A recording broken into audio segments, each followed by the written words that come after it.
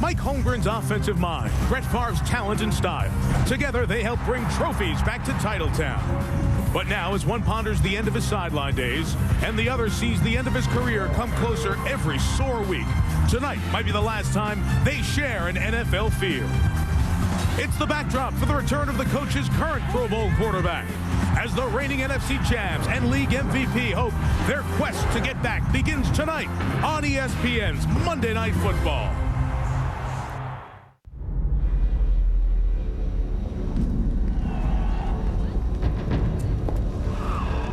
It's a snowy night in Seattle. Brett Favre's going to play. We'll talk about the injury as the night goes on, but the streak will continue. That's the headline. The storylines are pretty interesting in terms of the playoffs.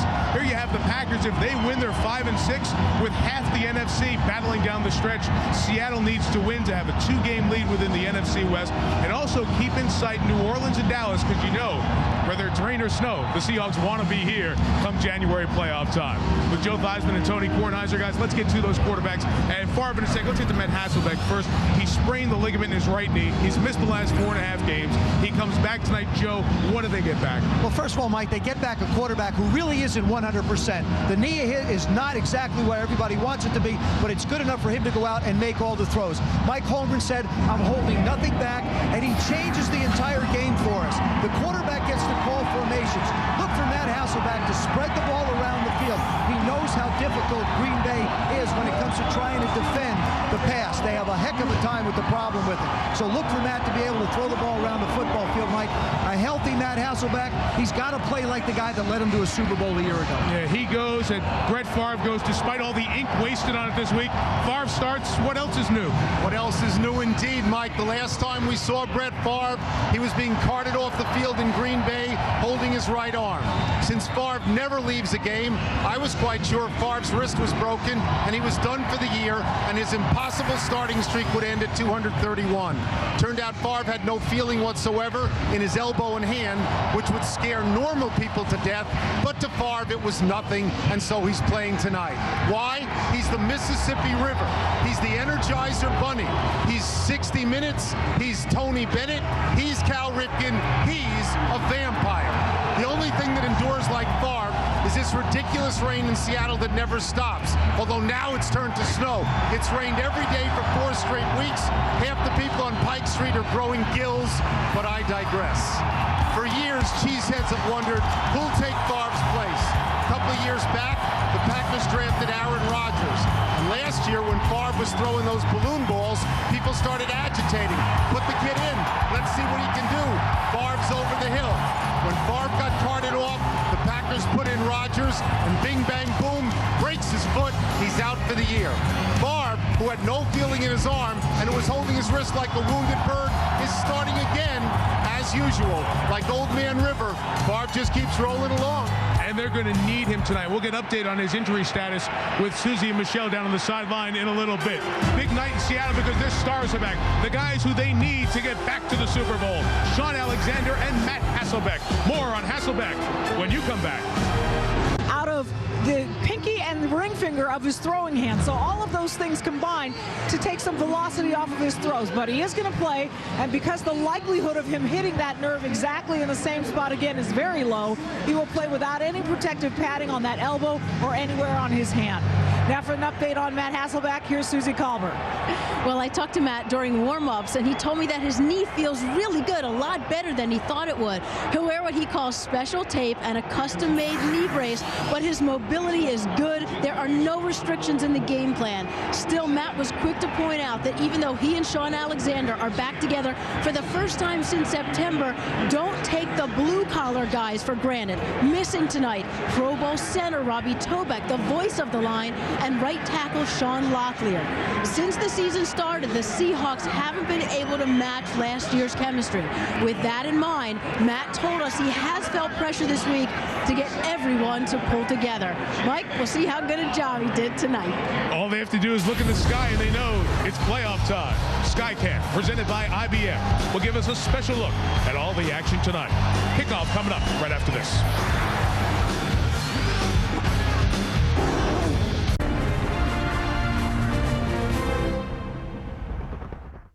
1, 2, 3, 4.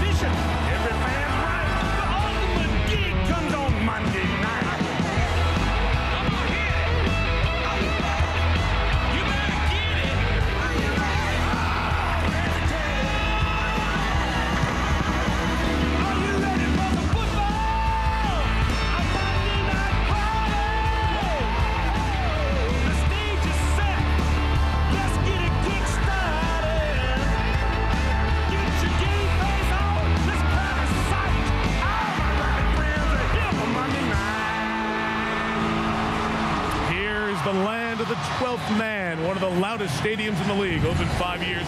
Quest Field, because they played in the Kingdome. Obviously, there weren't any snow games there, but since playing at Husky Stadium and here, this is the first time that we have had frozen precipitation, or in this case now snow showers. It started to sleet earlier. It's also the coldest game in the history of Quest Field. Last week, we were at the coldest game in Jacksonville. Next Monday night in Philly, it'll be 37 degrees below zero at kickoff. Dave Rayner set to kick, Nate Burleson to receive. How fun is this? Off we go from Seattle. Burleson from the 10. Hit hard at the 24-yard line in the middle of the pack. Tracy White, Al Harris, and the defense come on for Matt Hasselbeck, the quarterback for the Seahawks. So we talked about the knee injury that Matt Hasselbeck suffered. Remind yourself that this former Brett Favre backup in Green Bay was the creme de la creme of quarterbacks in the NFC last year. He was the Pro Bowl quarterback and such a key reason to this team's success getting to the Super Bowl. And Seneca Wallace did a nice job, 2-2 in his stead.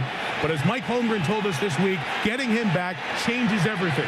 Gets us back to playing our brand of football.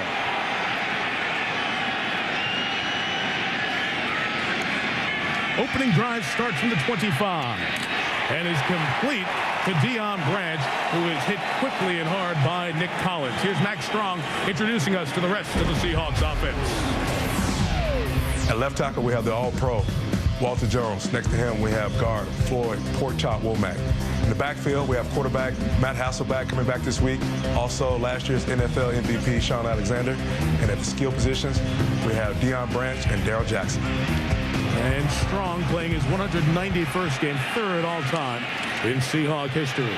Hasselbeck's pass deflected in the air, and it is intercepted by the former Heisman Trophy winner, Charles Woodson, who's brought down to the 34, deflected in the air by Ryan Pickett. A Buckeye tipped it, a Wolverine picked it. That's the perils of an offense when the quarterback doesn't set deep. The defensive linemen have now decided what they want to do to offenses that don't run deep routes. Just stay at the line of scrimmage, get in the quarterback's passing lane, and then tip it up. You see Pickett with his left hand. Woodson comes in. Hasselbeck actually hit him right in the head. Hit him in the face. Hit him right in the face head. mask. So Favre to the field right away for his NFL record for a quarterback, 232nd consecutive regular season start.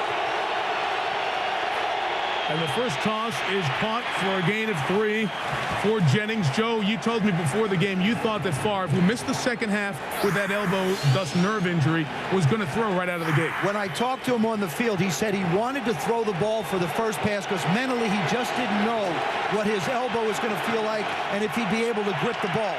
When you look at the weather conditions and the way he threw that one, he should be fine from here on out as long as he doesn't get it hit.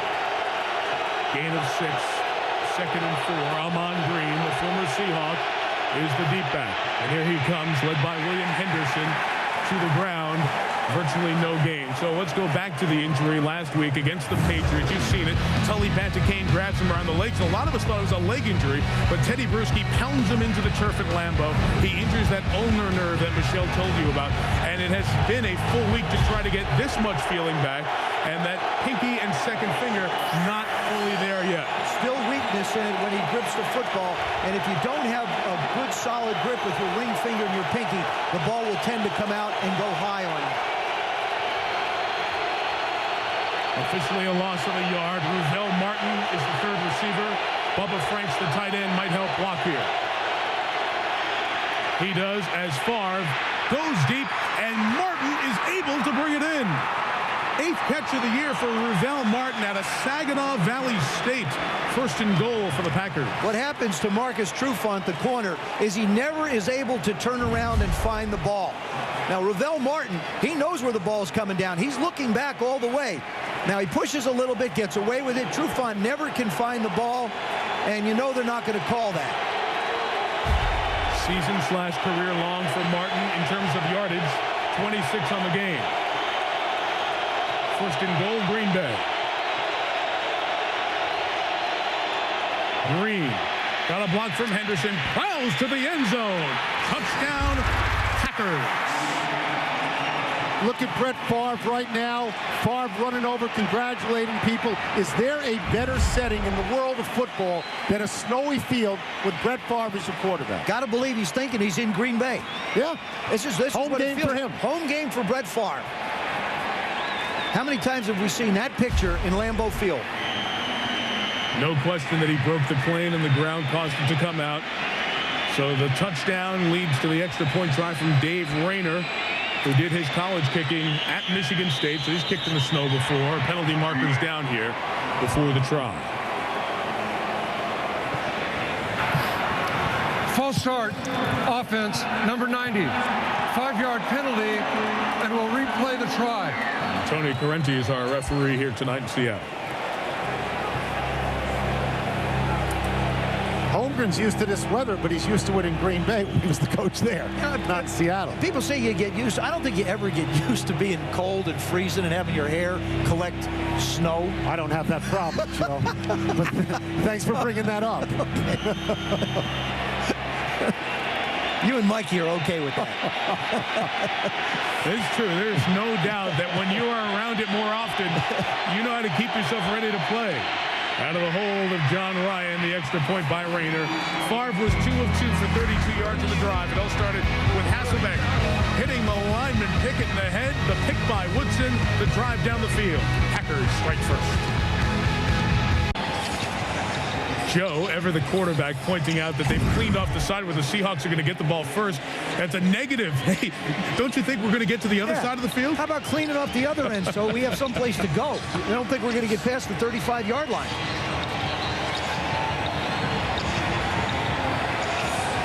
This all started about 20 minutes ago. That's right. Down on the field earlier. It was actually sunny and driving to the stadium a couple of hours ago. Burleson from approximately the 8. And Nate has a hold. Flag down. Burleson taken out of bounds somewhere near midfield. They have not cleaned off that part of the sideline just yet, but it's not going to matter because a flag was thrown, and Favre's telling you, bring it on back. During the return of the kick, holding, receiving team number 57. 10-yard penalty, first down. So Brett Favre, who's played in 16 stadiums that no longer exist, making his Quest Field debut tonight, and does it with a first drive touchdown. Along Puget Sound, need to navigate somehow, some way, and these Washington State ferries, over 500 depart per day. 65,000 passengers make their way on these ferries, and many of them to work in the downtown area, and we're right on the edge of downtown. Not to knock the weather forecast, but these don't look like snow showers to me. I think you take the shower part out. It's not snow shower. First down after the penalty, and Alexander runs for about 3 yards. Susie, I know it's cold down there. What about the field? Well, despite the heavy snow, the field is not slick. It was designed for precipitation. Of course, usually rain, not snow. But I'm wearing a boot with a flat bottom, and I'm not sliding. You can see I don't really slide here at all, and the guys are wearing cleats. And I talked to a few players before kickoff. They said the snow, no issue. Of course, that doesn't speak to visibility or, of course, ball control. 2nd and 6 here after the gain of 4. Hasselbeck, the quick slant, is in and out of the arms of Deion Branchwell. Covered by Al Harris. 9th year out of Texas A&M Kingsville. And why not Harris to introduce us to the rest of this Packer defense? I'm going to start with the defensive line. Got 2 rush ends in Aaron Campman and Kabir Baja Bill Miller. We'll go to the linebacking core where we're starting 2 rookies, A.J. Hawk and Abdul Hodge. And my fellow thief in the back end, 4-time Pro Bowler, Charles Woodson. Hodges starting for Nick Barnett, 4th-year player, former first-round pick, who is out because of a broken hand. And a flag down here. False start, offense, number 82. 5-yard penalty, remains 3rd down. I know it's difficult to see the yard lines at this point. That's going to back it up to the Seattle 17, where it'll be 3rd and 11. Mike, the thing that the drop pass and the penalty is doing to Seattle, they're very much a tempo offense. They like to keep things on an up tempo. They like to keep things moving fast. This is like 2 steps forward, 1 step back. It doesn't suit their personality.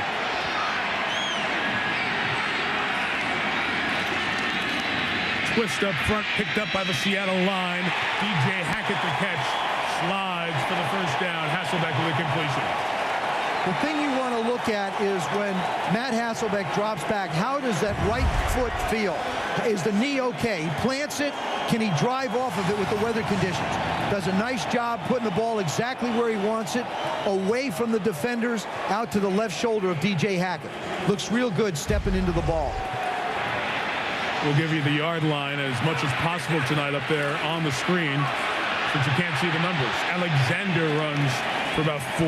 Baja Biamila almost pulled it out. Well, we showed you one injury. Here's the other quarterback getting hurt, Matt Hasselbeck. This is in week 7 here in Seattle against Minnesota. Max Strong, the fullback, blocks, pushes E.J. Henderson. Henderson goes into the quarterback, and Hasselbeck has missed the last 4.5 games. Matt felt like Henderson rolled into him with intention. He's very upset. He thought it was a cheap shot all the way.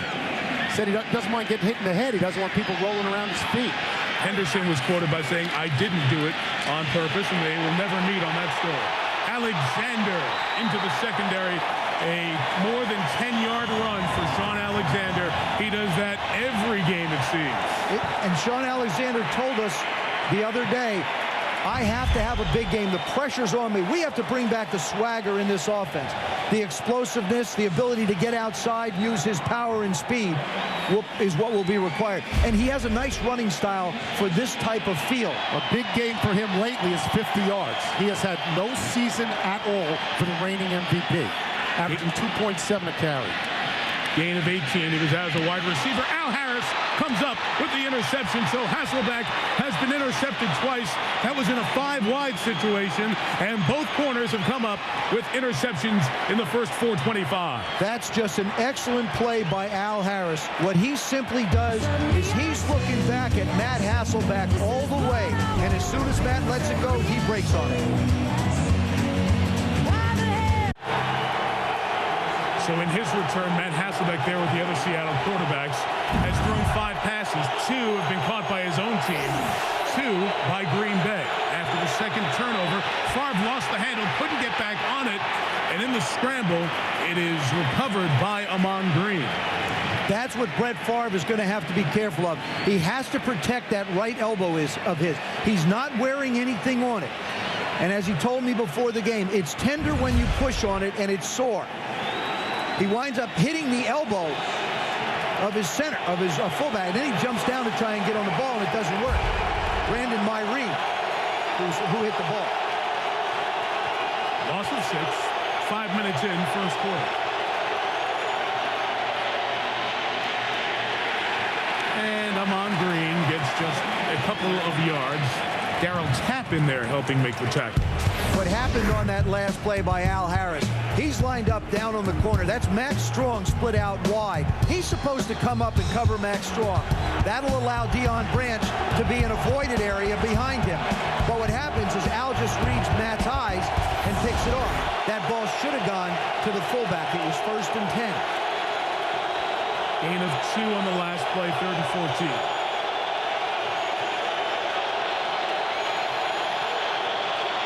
Fake the toss and hand it to Vernon Morency.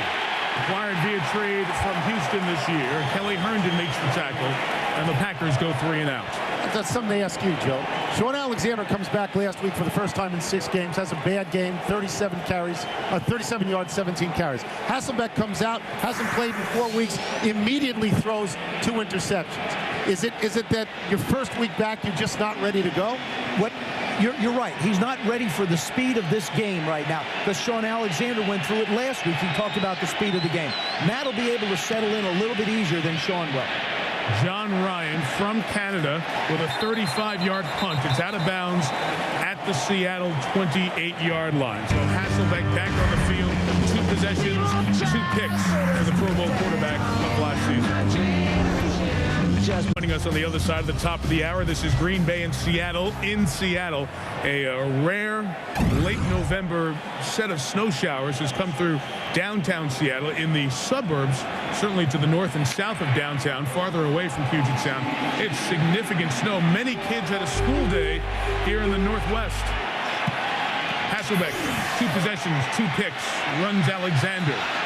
And Sean cannot get too far. Michelle Tafoya, this Green Bay defense, doing the job so far. Yeah, well, before the game, defensive end Aaron Campman told me they wanted to put pressure on Matt Hasselbeck because he's missed the last 4 games. He said, you know, mentally, Hasselbeck is going to be in a different place than if he'd been playing all season. After an injury, it takes a while for your brain to say, I'm fine, I'm back to normal. He'll be sharp, but we want to put doubt in his mind. The more we can hit him, the more we can pressure him, the more we can get him off rhythm. And they succeeded, Mike.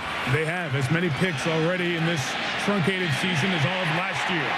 Catch by Burleson, shy of the first down. The rookie Abdul Hodge just made his first National Football League tackle on a play from scrimmage. You want to see how quickly trends are reversed coming into this game. The Packers had not scored a touchdown in their last 2 Monday night games. They scored in about 12 seconds. Seattle hadn't given up a point in its last 2 Monday night games. And that's been reversed. Yes, Joe, both. See that? Both. Yes, that's why I gave both examples. That's right. Thanks for picking that up. Every now and then I get it. It's 3rd and 2. Hasselbeck to throw for it. Comes back to Burleson, who has it, and looks to have yardage sufficient for the first down. A.J. Hawk and Patrick Dendy make the tackle. First down for Seattle tonight. The one thing that the Green Bay Packer defense does not have to worry about is Matt Hasselbeck taking off and running like we've seen Seneca Wallace do over the last 4 weeks. Matt's going to sit there in the pocket, and he's going to find some way to get the ball out to a receiver. His experience tells him where everybody is across the field. Sean Alexander tried to bounce it to the outside. Fumble, ball comes out. Packers say they have their 3rd turnover of the quarter. Let's see. No, they do not. 2nd down. Seattle gets back on it. Wow. Sean Alexander on his back somehow manages to get the ball. This turns into a scrum. Ball gets banged out. He's on the ground. He's lucky it bounces right under his left armpit. And now the wrestling match is on. Nick Collins had come up, the hit there, and A.J. Hawk was right there at his arm trying to get it away. Neither team protects the ball well. Both are in minus territory and giveaway takeaways. I think Seattle is now at -9, Green Bay at -4. So this could happen all night long. With the weather conditions. Could be going back and forth all night long. With the weather conditions and the ball carriers, yes. And you saw Alexander, guys, was not feeling too good as he came off the field. So they look at him. Maurice Morris comes in his place. Hasselbeck swings it out to the fullback. And Strong takes it a yard shy of the first. All right, we'll pick up the first down with the mark. Gain of 10 for Max Strong right near midfield. Well, talk about the pass rating. The first 6 games, Matt Hasselbeck and his ability to use the middle of the field. 70 is a good rating. 121.5 is off the charts, and that's the number in between 10 and 20 yards. You know, 156.3 is the max for a passer rating that takes in your completion percentage, TD percentage, interceptions. As the run up the middle goes with Maurice Morris, who gains about 4 yards. But what does it say to you when you see that Matt Hasselbeck from 11 to 20 yards has that good a passer rating? It's the system and it's his knowledge of where people are. Those 2 things combined allow him to work at that distance. Because what you coordinate with, a 5-step drop, usually coordinates with a 10 to 12-yard route. And that's predominantly what the Seattle Seahawks run offensively with their quarterback.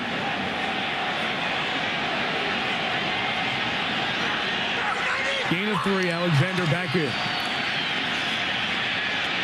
And there is a throw right in that spot we just talked about to DJ Hackett, who's emerged with Bobby Ingram being out here for the last 7 games with a thyroid condition. One of the things about Seattle defensively, which goes to what you were talking about, Tony, the problems.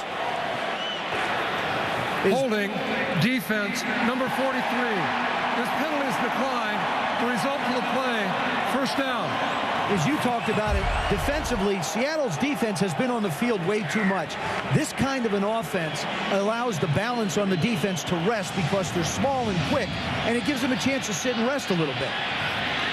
After the first down, pick up to the 34. Alexander fumbled last carry, back in, and gains 3 yards. And, Tony, that goes kind of hand in glove with what Seattle was built for on the other side of the ball. Yeah, last year they were number 2 overall in offense, getting 28 points a game. This year they're down to number 25. They're not staying on the field long enough. Their defense is fast. It swarms to the ball, which is great for sacks if you're playing from ahead. If you're playing from behind and you're small, you know, you get worn out by the end of the game. Seattle's problem isn't so much defense, it's lack of offense this year. They give up 68 points in the fourth quarter. This is 2nd and 8 from the 32.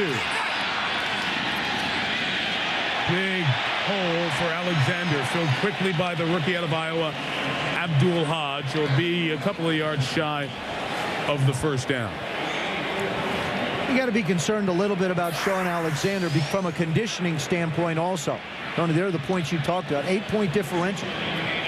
Yeah, and that you have to, the way they played last year, they were ahead 7-0, 14-0 almost every single game. So that the defense was always playing for passes and did well. This year it hasn't been there. 3rd and 3, bunch formation to the top, 4 receivers, and the fullback Strong. Hasselbeck pulls it back, shovels it out to Strong. Couldn't hold on. From here, a field goal would be 46 yards. Talked about the fact that Matt Hasselbeck is not going to pull it down and run with it. He's always going to look to get the ball out of his hands. Steps up inside, manages to take a shot. Little curiosity about the knee. And Mike has seen not very good things happen through the first quarter so far. There are specific snow removal rules for football games, and one of them is right here. Remember the Miami-New England game 26 years ago now? You can't come out and do that, but the players are allowed by hand to clean a spot for where a kick's about to occur. Plackemeyer, the rookie punter, holds officially a 45-yard kick for Josh Brown.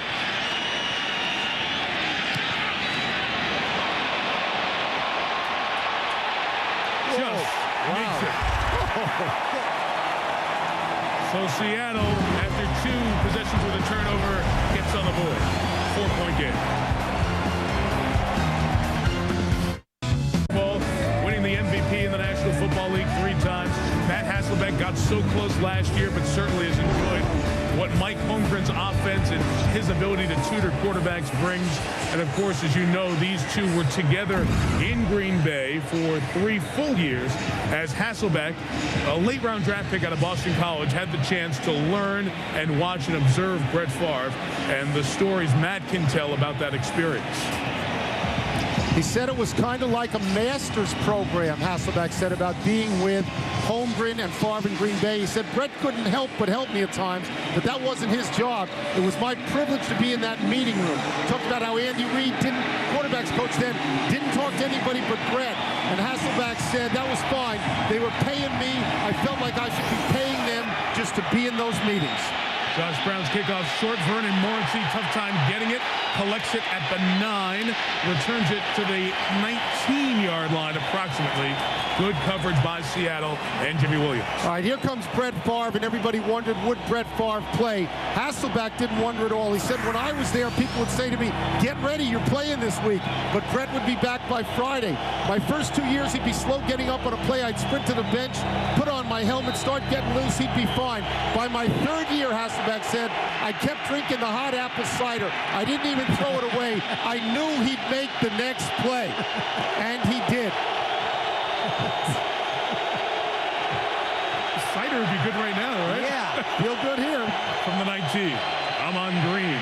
Good cutback in his zone blocking where one cut gets you the most. Gain of 6. Well, here is Amon to introduce us to the rest of his Green Bay offensive teammates. Starting with the offensive line, Chad Clifton. And we got 3 rookies starting. Tony Moe, Darren Coolidge, and Jason Spitz. And now with the skill positions. Starting his 232nd consecutive game, Brett Favre. Double D from the SWAC, and Daniel Franks from the U. Bubba Franks in Miami. Donald Driver in his 8th year was a 7th-round pick out of Alcorn State. Favre going deep for Driver, who went up in the air, couldn't battle Kelly Herndon, who was there in coverage. 3rd down coming up.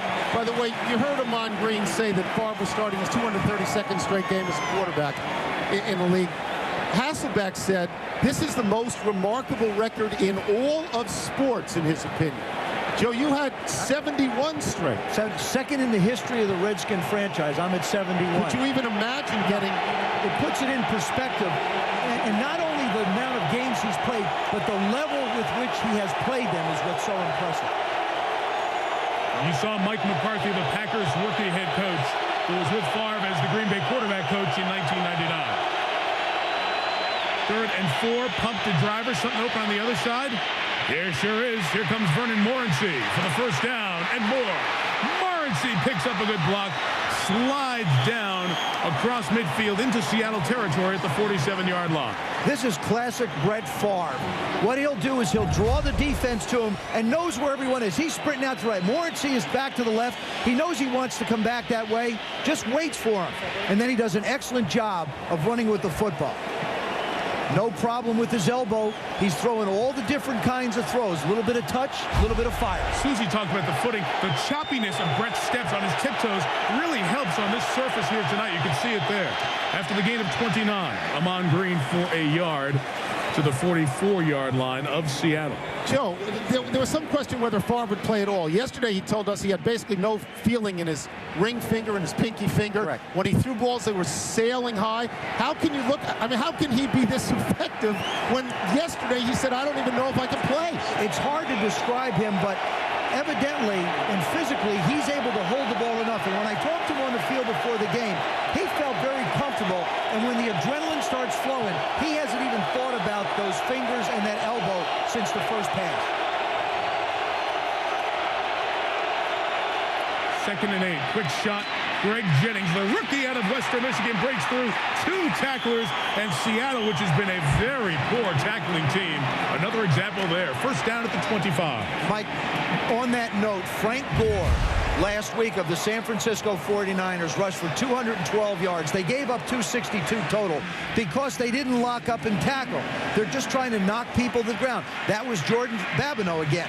You've got to be able to wrap people up with your arms. You can't body block them or shoulder block them to the ground. These guys are too good. First down. This is at the Seattle 27. Favre, steady diet, throws, wants it all, wants the tight end, Franks down the middle, throws an interception. Held on to by Kelly Herndon, first of the season, 9th of his career.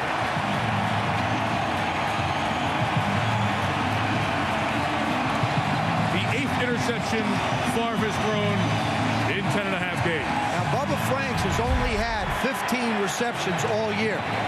As Brett rolls out, he's got Bubba Franks coming from the backside. This is typical Brett Favre throwing the ball up in the air.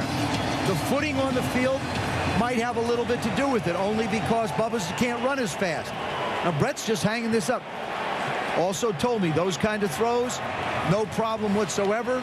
Excellent position by Kelly Herndon. That's Kelly Herndon's first interception as a starter in the last 30. He went 13 games without it. And on the other side of him, Marcus Trufant went 18 games without an interception. So their corners were not doing much. You saw the historical perspective on Favre's picks. Alexander tries to run out the back door. Marquand Manuel, the former Seahawk, with the tackle, gain of a yard. And guys, the Favre interception, as I mentioned, he's thrown 8, which is low compared to the number you mentioned in the pregame show, 29 from last year. That's the first one he's thrown this year while the Packers have had the lead. The other 7 have come with the Packers trailing. And you saw Mike McCarthy, the coach, go up and talk to him and explain what he wanted as far as where he wanted to go with the football. Now they're going to go over the pictures, and Mike's going to drive his point home again. See if they squeeze a play in here before the end of the quarter. Hasselbeck will. First option covered. West Coast offense tells you where to go right back to. Deion Branch for the 3rd time tonight. Brady Papinga the tackle. It'll be 3rd and 7 as the second quarter starts. After 1 in snowy Seattle, Favre in the pack, up 4. 5 games of the regular season. Every week we talk about how good teams lose, and then they become bad teams. Then they win the next week and become good teams again because the reverse has just happened. Everybody has the same, other than the Bears, you know, everybody has the same record. Well, you're right about that. And the Bears, the best team clearly in the NFC to this point, lose at the 4th best team in the AFC. Right. New England tells you how dominant the AFC has been once again this year. Won all 4 interconference games from this past week. The quarter begins with 3rd and 7. Hawks at their own 23. And they jumped around. It's a 3rd interception. And Woodson has his 2nd. Matt Hasselbeck picked off 3 times in the first 15:06. And Holmgren is displeased. Boy, did Charles Woodson read this perfectly. He breaks on this ball just as it leaves Matt Hasselbeck's hand. And I mean, it's just, this is great film study. As soon as this thing leaves his hand, Charles Woodson breaks right inside. Mike just mentioned the Chicago Bears. Hasselbeck tonight is looking like Rex Grossman did the other night. He's already turned it over 3 times against a terrible pass defense, ranked number 31 in the NFL. They had 8 supposed to kill them. They had 8 interceptions coming into this game so far. 8 interceptions. They got 3 in 2 minutes. First down, and the run with Amon Green breaking free for the first down at the 9-yard line. 1st and goal for Green Bay, a gain of 14. If you're the Green Bay Packers, you need to put 7 on the board. You need to get the touchdown and the extra point, and then they're going to go no huddle. They're going to speed everything up just to make sure that the Seahawks cannot get settled. Favre and Green again, same direction. 2 yards there as Grant Wistrom and Russell Davis combine on the tackle. See, with Brett Favre, you can do so many things. You can move him. He runs the huddle so well. He can go no huddle for you. He understands that he has total command of the offense, just like Matt Hasselbeck does on the other side. Problem is, no, I was just saying, problem is, it looks like the defense of Green Bay knows where he's going too.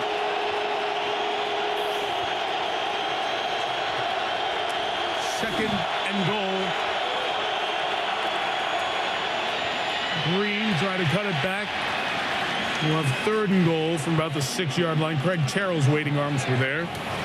I mentioned earlier the trade from Seattle to Green Bay. Ricky Waters was here in Seattle, and Amon Green had some negative things to say about Mike Holmgren when he departed to go to Green Bay. But last night talked about how it was the learning process, that football is a business, and comes back with an appreciation for what was here and now what is there. Didn't seem bitter at all. No, I agree. Did not. Hasselbeck hoping the defense can bow its neck here and keep it to just a field goal. Timeout coming. First for the Packers. They'll have 3rd and goal, trying to take an 11-point lead when you come back. 23 flavors in every Dr. Pepper. There's more to it. And Hitachi. Only Hitachi unleashes the true power of plasma. The unsung heroes of every football unit, equipment guys, stadium people, they're changing the cleats so they have the best traction in this unpredictable, a bit surprising weather, and the sidelines and goal line as well. Just like the pit crew in NASCAR. Ravel Martin in the game, 3rd and goal at the 6. Empty backfield. Morency just moved out. Favre dancing. This is not a play. Play is stopped. Play is stopped with a flag. Those flags were thrown for pass interference, but I believe that the flag back here at the line of scrimmage killed the play. False start. Offense. Now, the officials in the back are whistling, so Tony Correnti knows.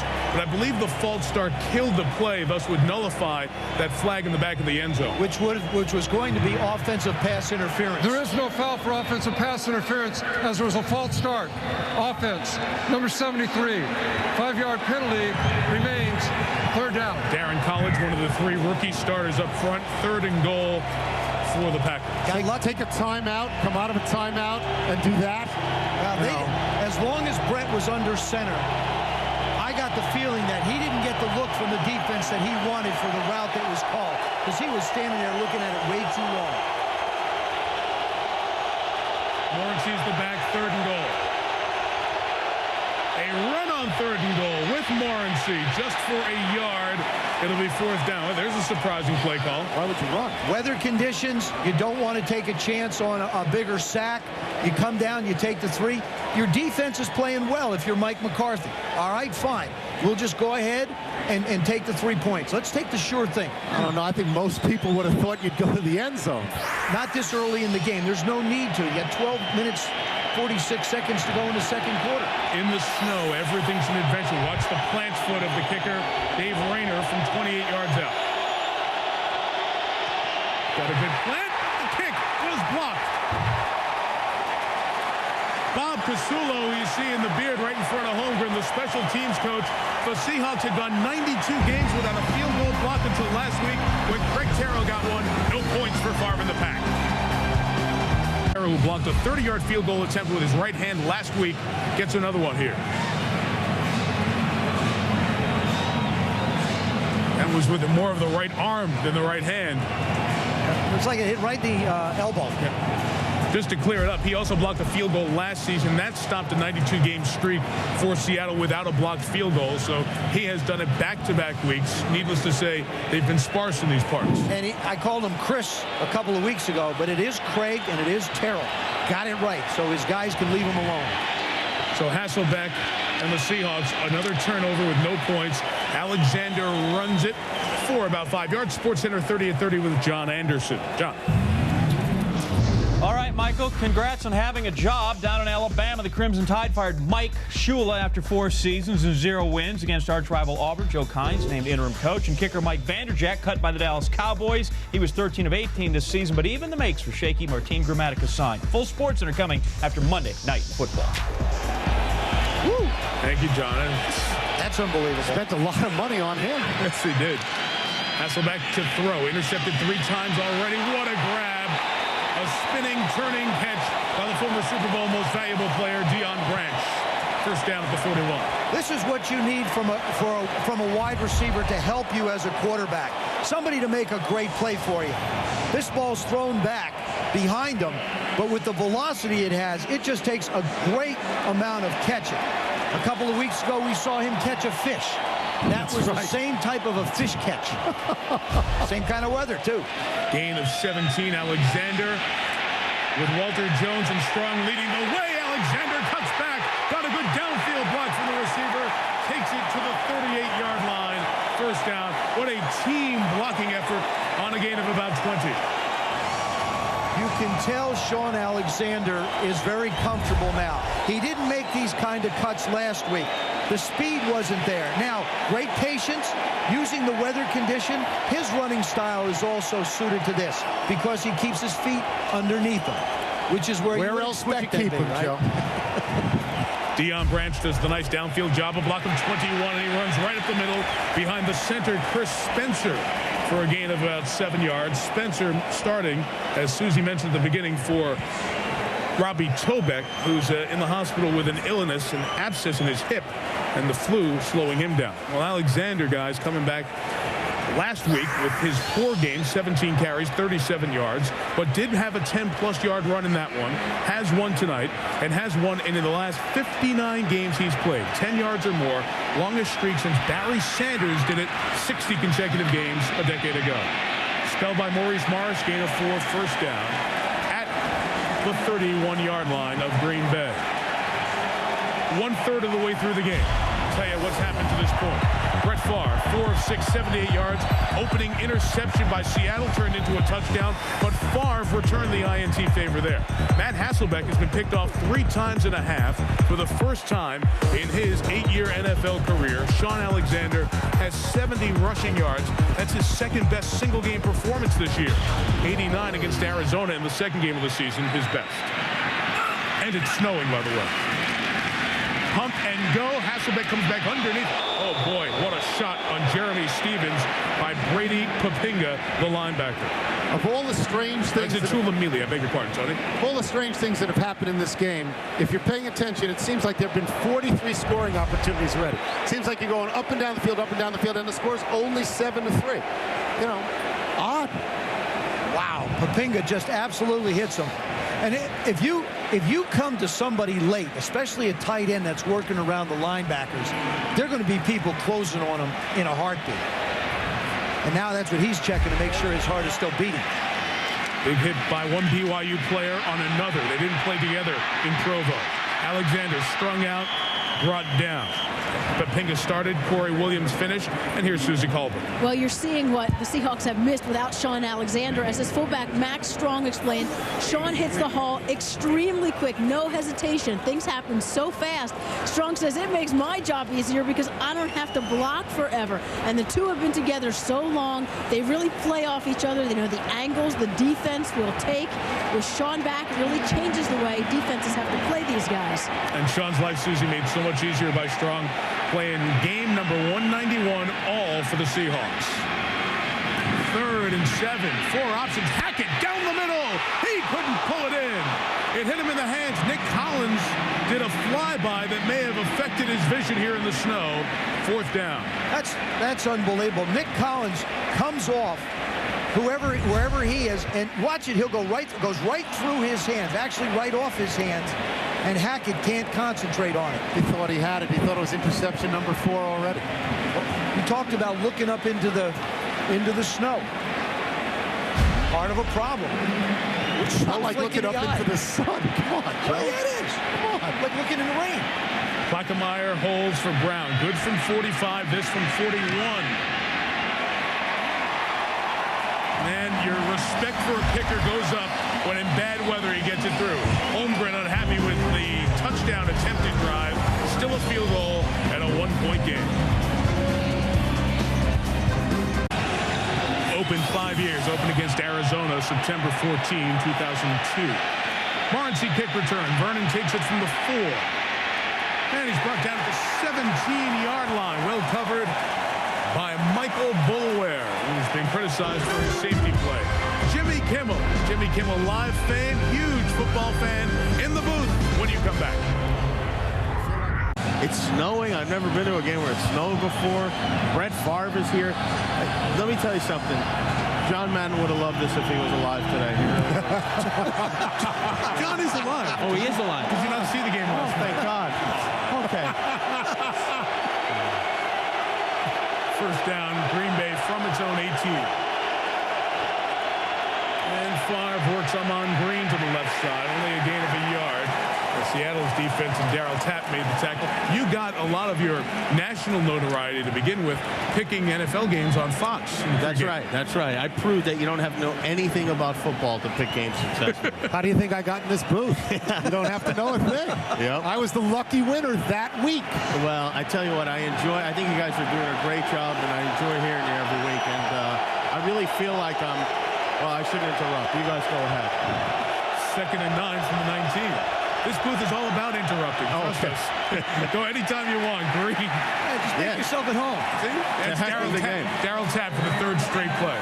Joe, how's your leg? Thank you for asking, Jimmy Clay. It was 21 years ago, but it's still attached. Well, I haven't had a chance to ask you about it. I haven't seen you in 21 years. Yeah, it's okay. Thank you. Okay, good. I'm glad to hear Did you live here for a while in Seattle? I did. I lived here for 10 months. It was my first radio job. I was fired almost immediately. Then I moved back in with my parents. Great. In the basement like old times? Humiliating. 3rd and 8 after 2 one-yard runs. Packers have run it the last 3 snaps. Here's a Favre throw. Steps up to a throwing lane. Throwing deep for Driver through the snow. Driver couldn't come down with it. Ken Hamlin back there in coverage. Donald Driver gets behind Ken Hamlin by about 2 or 3 yards, and Brett Favre just can't quite get enough on it.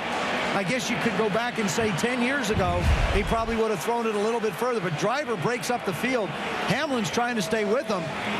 Now, Donald Driver's usually really good at coming back, and just when he hits the ground, the ball gets ripped out.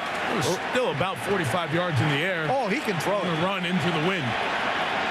First punt for John Ryan, as I mentioned, from Regina, Saskatchewan, played in the CFL, so he's done this a bunch of times. Doesn't mean the kicks are pretty. It is fielded by Burleson. They were telling him not to field it, but he did and aggressively brings it into Green Bay territory at the Packer 44-yard line. We were told that you were a big fantasy guy, but we didn't know if that meant fantasy football or just fantasy. No, just fantasizing in general. Yeah. No, I'm not really into the I know you are. You're heavily into that. Every week I try to mention another guy. The only thing you should be down the drain for me. You should be fantasizing about his hair. Let's be honest. Actually, I'm not so into that. No. Why the Cleveland Brown jacket? It's really just the jacket. I don't know. Sure looks like a Cleveland Brown around. I know it does, but it represents nothing. So this report that you have football parties all the time, and I you do. cook for, you do that, I have right? 17 televisions in my house. Every Sunday, I prepare a huge feast. Again, I'm interrupting. Go ahead. I hate when celebrities do this stuff. 1st and 10 for the Green Bay 44. I love you. Hasselbeck throwing the deep ball. It's incomplete. Intended for Deion Branch. Yeah, but anyway, back to what I was trying to say before the guys interrupted. Yeah, I have 17 TVs in my house. A bunch of guys come over. I made steak sandwiches yesterday. I make some big feast for everybody every Sunday. You do all the cooking? I do, yeah. What's your favorite meal to prepare when everybody comes over to Jimmy's house? Ribs. I go with ribs, yeah. Nothing Ribs. more exotic than ribs? Yeah, just smoke them. I have a big smoker. I got a pizza oven. I have a huge grill. I've got a... What are you, the Iron Chef? Something like that. That's next week. 2nd and 10 from the Green Bay 44. Alexander left side. Gain's about 4.5. We'll have 3rd and 5.5 coming up. Sean Alexander invited me here. He did. We have shots of you. That's me, yeah. That's your cooking. all right. Those are not ribs, obviously. Those are cheeseburgers. hamburgers. I make an excellent hamburger as well, and cheeseburger. And you look so into it at that point, Oh, yeah. too. I love Looks it. like it's really working for you. I've burned all the hair off my forearms. That's why. And that's, you know, it's done at that point. That's right. The meal's when, ready. When it smells like hair, the burning hair, the meal's done. Don't see you on the Food Network anytime soon, No, Jimmy. Rachel Ray never invites me over. 3rd and 6. That's Branch in motion. Looks like Baja Biamilo's offside. Free play for Hasselbeck, who will run with it on that knee. That 18-ounce knee brace that he's wearing protects him fine as he slides for the 1st down. Oh, this guy's beautiful. Kabir's going to just take off and anticipate the snap count. Gets off too early. He's gone flying by Jeremy Stevens. Doesn't matter. But this is what surprises Offside, defense, number 94. This penalty is declined. The result of the play, 1st down. To see Matt Hasselbeck take off and run, what he's doing now, he's mad at himself. He's mad at the throws he's made. He's mad at the decisions. You take off and run, hoping to get hit, and somewhat knock some sense back into you. I don't believe it. Alexander runs left, got a couple of blocks from Burleson, and Walter Jones pick up about 7 or 8. We just can't let that stand, Joe. The guy who's been out for 4 weeks with a bad knee, and you say he wants to get hit to knock some sense into himself. He doesn't want to. In his mind, he's been favoring a little bit. He hasn't really gotten into the flow of the game. Heck, he's thrown the ball poorly, horribly. And what happens, the best way to do it is just go find somebody to knock you around. Why not take a hammer and smash your own head? Because there's 11 guys out there that would do it for you. Do you see how well they get along? I know. I see that. Reminds you of a family reunion, doesn't it? 2nd and short. They go Max Strong, the fullback, for the 1st down. And they'll be at the 21-yard line. If you're just tuning in, here's what Joe was talking about. Matt Hasselbeck's wake-up call after 4.5 weeks out because of the sprained ligament in his right knee. A deflected interception. Then an interception by Al Harris. And Charles Woodson, who has not had many interceptions, only 9 in the last 6 years, had 2 interceptions in back-to-back quarters. Thus, Hasselbeck has completed 3 to them and 8 to his guys. Joe, what does that football feel like when it's freezing cold? Well, it's really not that cold, Don. I mean, I wouldn't consider this freezing cold at all. If it's snowing, you got to figure it's right around 32 degrees. The ball has a tackiness to it because of the moisture on the field. It's actually easier to throw than it would be slick, let's say, in a dome. Really? Yeah, the tackiness of the ball becomes easier. And a lot of guys like to wear gloves. I never wore one. Matt's not wearing one. You didn't need them. I didn't wear them when I played either. I'll say that. Better grip on the ball? I look down on others that wear them. Well, it depends. If they're beautiful gloves that come up to your elbow. That's maybe true. mink, Something white and satin. Looks nice. Marilyn Monroe-ish. Sure. Might be nice. Who wouldn't wear those? 2nd down and 9.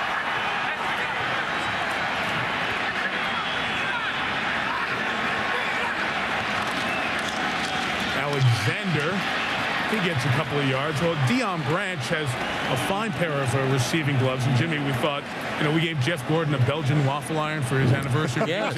Yeah. We thought we could give you the Deion Branch receiving gloves, and maybe you can wear on your show. You know what would be good is when you're cooking. Yeah, That way you won't burn your hand. You could have Joe Simon, since he's explained how the football feels in freezing weather. I got a story about these related to the game. Deion Branch wears them, but the other Seahawks don't. Mike Holmgren doesn't like them, in part, I think, because of that fluorescent look. It's easy to spot holding with guys for the referees once those gloves are out there, but they're in Seahawks-approved team colors. That's why those are the gloves that this team can wear. This is third down. Hasselbeck is pressured, puts it up, and incomplete. It was intended for Darrell Jackson, who couldn't make his cut. Hasselbeck took a big shot from Corey Williams. Tobey Maguire's favorite gloves. There you have it. These look like you had the Green Goblin or something like that. You could be a superhero by holding up those gloves. They smell good, too. I didn't know I was going to get gloves out of the deal. What a great night this is. Charles Woodson does an excellent job of not allowing Darrell Jackson to get to the corner on the outside. Jackson's the leading receiver on this team with 50. And that was the first one that was thrown to him tonight. Ball was about 20 feet over everybody's head. Sailed off a little bit. I'm sure if he had a glove on, it would have been much more accurately thrown. Right, Jimmy? I didn't even wear shoes when I played. Josh Brown from 37, 2 for 2 in the snow. They get 3 for 3 in Seattle. Despite the fact that Seattle has turned it over 3 times, Green Bay hasn't made hay out of it, and it's a 2-point Seahawk lead. Didn't wear shoes, didn't wear gloves. What sport did you play again? I played football. Okay. Without, how about the rest of the equipment, or did you just go in there all I wore was a cup? Yeah, that's good. So 12:05 a.m. Eastern after Nightline on most ABC stations. Any good guests coming up this week? Michael Irvin will be on the show tomorrow night. Yeah, but no, not really. You can have Joe and Tony on any night. Actually, if you have a Monday night available for a guest, we're there. The next few weeks, if you can take both of them. We're there. I will have Joe, you can tell us about the temperature of the football and everything. Right, you can ask me about my leg. Right. It would be so nice to go over that again. Thanks for having me. Appreciate you. Thanks for the gloves, too. Great gloves. Come on, let's have kisses, everybody. Let's have big gloves. Sorry, Jimmy, the camera's off us. Jimmy Kimmel from Jimmy Kimmel Live on No, ABC. Jimmy, get away from me. Get away from me. Brett Favre and the Packers will come on the field. And if there's a headline for the Packers here in this game where they're trying to get back to 5-6, what an opportunity they had with those 3 turnovers, and they haven't done anything with it. The last time they had the ball, they got the field goal block. They got an illegal procedure play from the 5-yard line that pushed them back to the 10. That actually changed the thought process for Mike McCarthy, Green Bay's head coach. Forced them to run it more conservatively, not get the chance to be able to go out and try and put it in the end zone.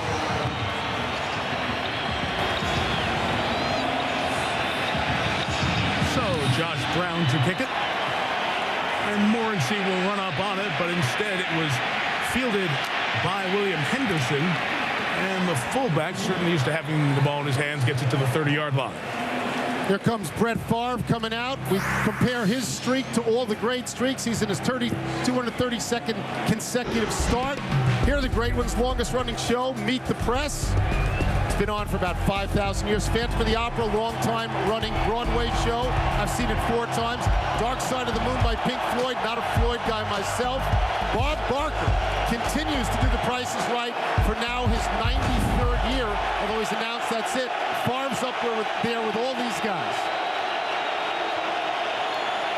Favre first down run with Amon Green. Only a gain of a couple is the toughening Seattle defense. Leroy Hill, second-year man out of Clemson, started that. Well, Bob Barker's announced his retirement next year. We don't know what Favre's going to do, and that's a conversation for a little bit later on. But just this week, you see the whole streak story, and it gives you another example, another reminder of how amazing it is. One hit. I mean, look, every week seems like a quarterback gets knocked out, yet he finds a way to Look get at ready Aaron for game day. Rodgers. He got knocked out the first time he went in, broke his foot, played the rest of the half, but he's out for the season. Driver in motion. Favre throws just too tall for the fullback Brandon Myrie. Favre talks about the longevity that he's been able to maintain. I'm proud of the fact that I've played not as much consecutive games as I am. Here I am 16 years into it and still going strong, and maybe not playing at the level I was at the midway point of my career or whatever, but I'm still playing. I'm consistent, reliable, and I'm proud of that fact. His quarterback streak at 232 started 170 months ago tonight. He's flushed, puts on the brakes, keeps the play alive, but he got his. He threw and almost picked off. Michael Boulware was closing on it. Julian Peterson gave Favre the open shot. How tough is it? On the heels of that interview, talking about how long he's played, watch the shot that Julian Peterson puts it. He steps into a right cross right here. I mean, he just flat steps into it and still wants to cut it loose down the field. Doesn't look like the fingers are bothering him at all. Avoids under pressure, and bam, on the arm. Big rush. Ryan got run into. They say no flag. Downfield, it is caught by Burleson, and Nate is down at the 36-yard line. Here's Michelle Tafoya on the Packer sideline. Well, I spoke with a doctor, Michael Freehill, a shoulder and elbow specialist before the game, Mike. He said the point that Brett would be most vulnerable is this point right here, when that arm, that throwing arm is extended and it's exposed to some contact like that. Now, obviously, he didn't get hit right in that ulnar nerve right there at the elbow. Otherwise, we'd be seeing it. He'd be feeling it. But that is his most susceptible point. One other thing Dr. Freehill told me, a full recovery from this injury that Brett sustained last week could take upward of a year. Again, it is impacting his grip strength, which he told us about earlier because of those two fingers on his hand. But we just saw his most vulnerable moment on the field tonight. And Michelle, Ron Jaworski said it a week ago on Monday Night Countdown that Favre, he had the similar injury several years ago, and it took him 2 weeks to fully get that feeling back in that pinky finger and ring finger. Seahawks take over with the lead. Hasselbeck. Max Strong tips it, caught it, brought down by Papinga and Marquand Manuel, the former Seahawk. Just to stay on that point, though, Favre told us last night he has no pain. Yep. You know, he's broken his thumb. He's played through that kind of pain. And he even said, is this the way the streak's going to end, with a little nerve problem? He told his wife, Deanna, during the week, I'm nervous about this one. He's out here playing now and playing well. But he thought maybe this is how it was going to end. 2-minute warning in Seattle. Seahawks have the ball at their own 40. Favre, frustrated, his team has lost the lead. The leaders in the NFC East cut their kicker, Mike Vanderjagt, today. Lexus halftime show coming up. They signed him for millions of dollars? That tells you what Bill Parcells is all about. Purely performance. How many guys have you heard say, hey, what does a guy do on the field? Vanderjagt was doing nothing for him. And the obvious line there is he got Vanderjagt up, but we'll leave that for someone else. It is second down. Seattle full complement of timeouts. Hasselbeck hit, and it's caught out of the air. Abdul Hodge, who had not started an NFL game, gets a touchdown in his first one. It was Kabir Baja-Biamila with the pressure and the hit, and Hodge, the former Iowa Hawkeye, takes it 29 yards. If you're Matt Hasselbeck and you're coming back after 4 weeks and you have to walk to the sideline after what you've been through in the first half, you do not want to see Mike Holman. The pressure comes around and the ball just goes up in the air. Interception or fumble. And what is that? Interception? It's his turnover. Yes, so that's 4 interceptions against a pass defense ranked 31st in the NFL. That will be changed to a fumble because his arm was not going forward. It would have been an incomplete pass. That's how he's feeling right now. Right. That'll be a fumble. On the ground. Extra point added by Rayner, and you saw the beanbag come down. The beanbag means ruling on the field was a fumble there.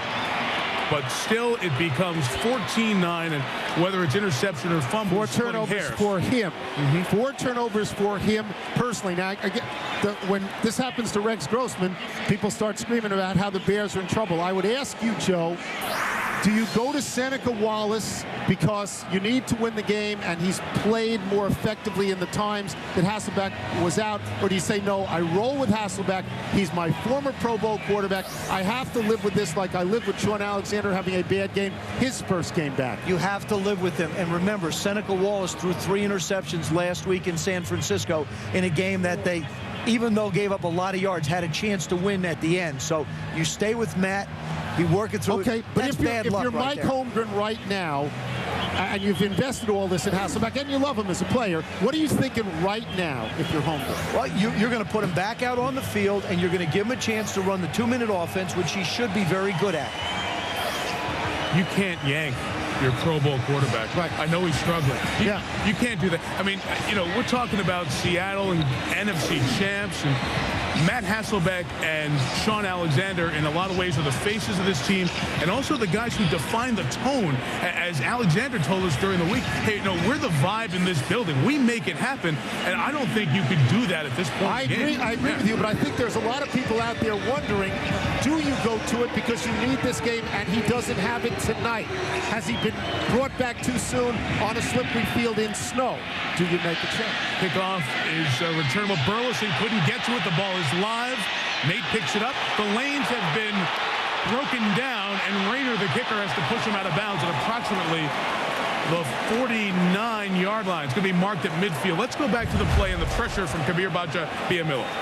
Kabir basically told us last night, I've got to get Walter moving his feet. I know he's good. Now he just pursues him all the way around. It's just a question of speed against speed and power.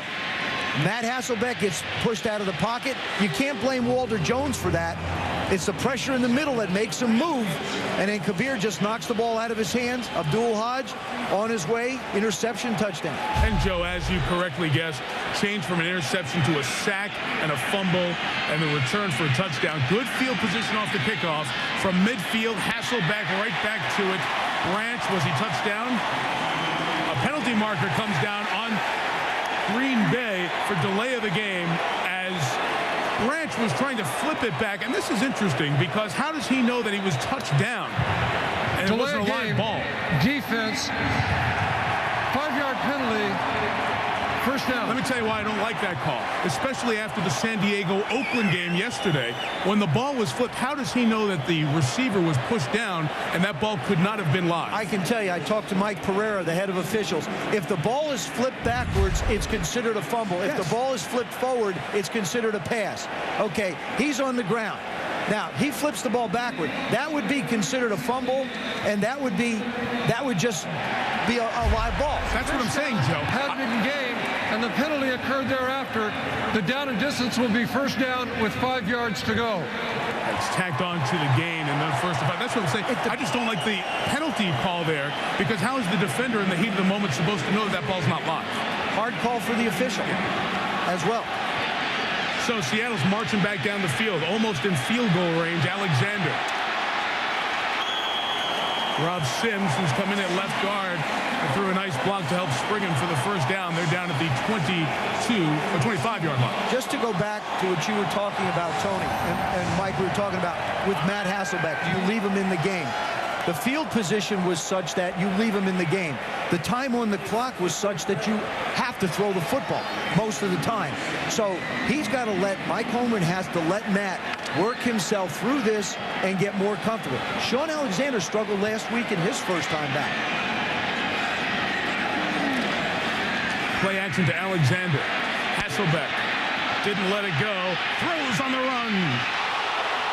Incomplete and dropped by Jeremy Stevens. A flag down in the end zone. Jeremy Stevens quit. He quit on Matt Hasselbeck.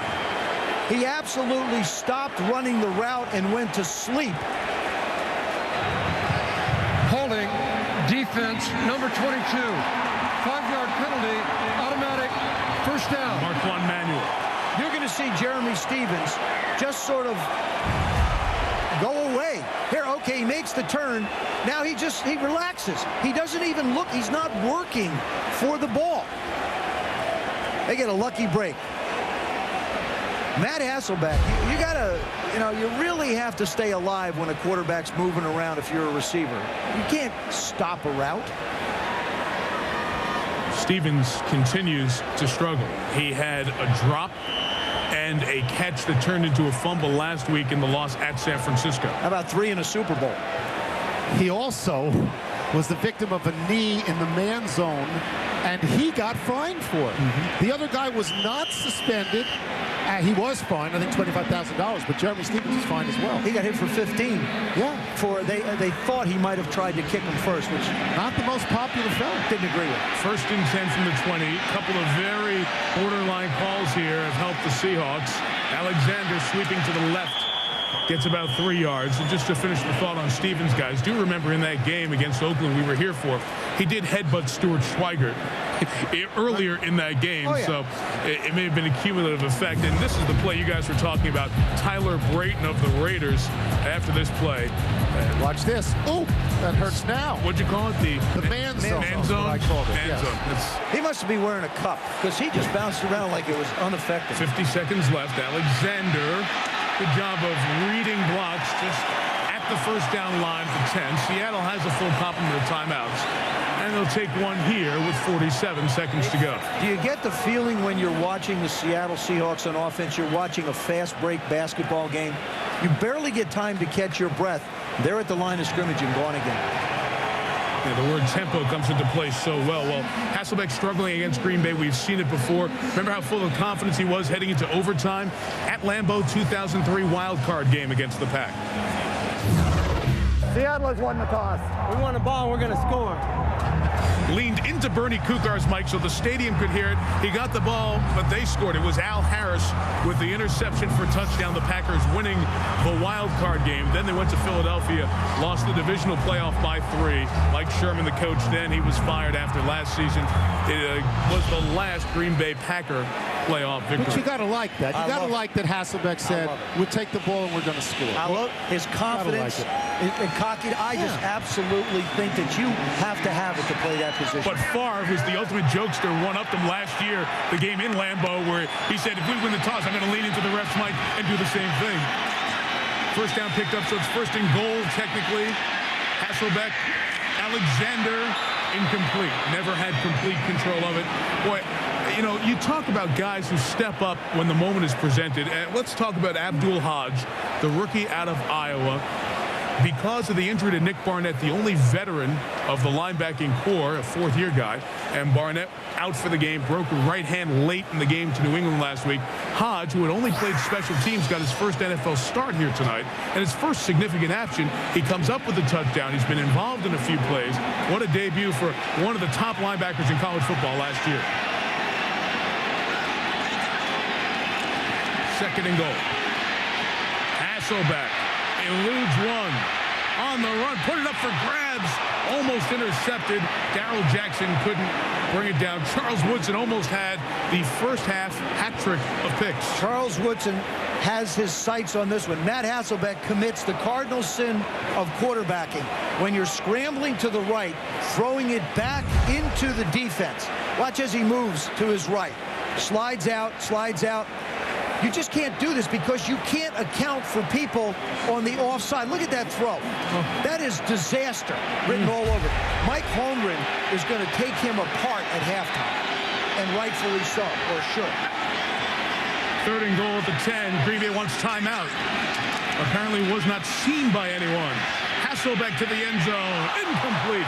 Intended for Burleson. Fourth down coming up. Patrick Dendy, second-year man out of Rice, comes up with the defense. It's not like Matt Hasselbeck has not put it on the hands of receivers. That one goes right off of Bertelson's hands. We've seen this all night. We've seen it all night. People have dropped passes all night. Look at Holmgren's reaction to that. He calls the right plays. I mean, as a play caller, all you can do is put your players in the right situation, and he has done that. Missed a big opportunity on a first down with Max Strong in the first quarter. Josh Brown, 3 for 3 from 28. Nice job by Plackmeyer, the holder. That snap was really to the outside of his body relative to where the plant came. The rookie got it down, and it's 14-12 with 23 seconds to go. Brett Favre on Monday Night Football, of course, brings to mind one of the most memorable games in Monday Night Football's history. The day after the death of his father, Irv, on Monday Night Football against the Raiders in 2003. I think that the greatest game I've ever played was that game. I felt like I needed to play to give, Dad a great send-off, but not being able to be at home at that time, there was no better send-off than to play the way I did and to have the guys rally around me. I know that night he was watching. really rare that you remember where you were for a regular season game, but that was captivating television. Everybody watched that game, and everybody in America rooted for Brett Favre that night. I mean, Favre's problems have been so public, his triumphs and his tragedies have been so public that people respond to him in a very human way, and Favre is aware of that as well, that people respond to him in a human way. He says that, you know, they've been played out publicly, and the truth is we all have the same problems. When stuff like this happens, people say, this guy is just like me. And that is the response people have to Brett Favre, who's had his father's death, his wife's battle with cancer, his own battle with addiction to Vicodin, I believe at the time, painkillers, his mother's house ruined by Katrina. Everybody knows Brett Favre's story front and back. Vernon Morency, kick return from the 9. Morency brought down at about the 28. He, as the ball came out, was already whistled down by the head linesman, so the spot will come officially at the 29. Let me remind you, the next Monday night we go to Philadelphia. Here's a game with huge playoff implications. Carolina lost to Washington. Philadelphia beat up by Indianapolis. So you have a 6-5 Panther team, a 5-6 McNapolis Eagle team, and the Eagles, remember, have that 3-game NFC East road trip. Boy, they've got to win this game if they want any playoff hopes next Monday night. Dare I say it's not flex scheduling, it's reflux scheduling at that point as both teams lose? Very good. I guess you didn't need the dare, you just said it, huh? Yeah, well, we were running out of time. I thought I'd get it in. You'll have another chance in the second half. The Packers will get the ball first to start the second half. Seattle needs to get the job done. 4 turnovers in the half for the first time in a half dozen years, but Mike Holmgren's team has come out of it a little bit better than they could have. 14-12. So Chris Berman, Steve Young, Michael Irvin, Tom Jackson standing by with the fastest 3 minutes. Jacked up, and Mike Vanderjack cut. The Lexus halftime show starts now. 5 first downs, didn't run many plays, and the turnover story is the key. Seattle gave it up 4 times. Green Bay getting 14 points off. Seattle unable to convert the Green Bay turnover to points. Certainly the Packers could be much farther ahead of Sean Alexander's team. Alexander had 104 yards rushing in that first half. Third quarter begins with a Vernon Morency kick return. At the 25, Morency down to the 28-yard line. Start the sideline check with Michelle Tafoya. Mike, I spoke with Mike McCarthy coming out of the locker room. He is really happy with that number you talked about, the low number of turnovers, that they've been taking care of the football. What he's not happy with is their inconsistency running the ball. So they've tried to make some adjustments, implement some new blocking schemes. Remember, there are 3 rookies rotating in on that offensive line, Mike. It's been part of the untold story of this season. They've been pretty simple on offense, not as deep as McCarthy would like in the playbook because of some of those new faces. Favre out of the gate throwing to Amon Green, who squirts through more missed Seattle tackles. The problem for this team the last month continues. Gain of 12, first down. The biggest concern coming into this ball game was Brett Favre. Was he going to be able, with the nerve problem, to throw the football well? He starts out putting the ball out very nicely, making good plays. Vintage Brett Favre. Now he puts a little bit of touch on this one to Morency. Takes off now. Brett Favre. I don't want to say vintage Brett Favre, but we've seen this happen a few times too, and he doesn't like it. That one was intended for Bubba Franks. Favre only completed 5 in the first half last week. Of course, he left late in the first half with the nerve injury. Loading up, going deep for Greg Jennings, who goes over and cannot make the play. As over the top comes Marcus Trufant, the cornerback who went to Wazoo. There's nothing wrong, absolutely nothing wrong with Brett Favre's arm. That was a rope and a rocket. He was worried about it all week. He was worried about it yesterday. He was worried about it in warm-ups. He was worried that he could not control the flight of the pass, that it would sail on him. It's the pinky and the ring finger that lead the ball and create the rotation. And he looks like he feels like that one's going to go. He looks and feels like that one's going to be where he wants it to be.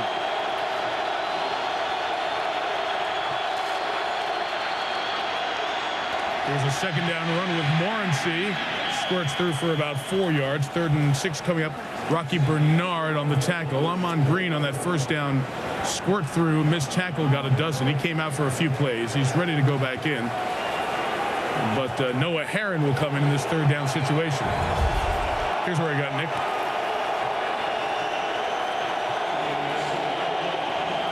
The Seahawks continue to struggle, too, trying to tackle wide receivers, running backs, anybody with the ball.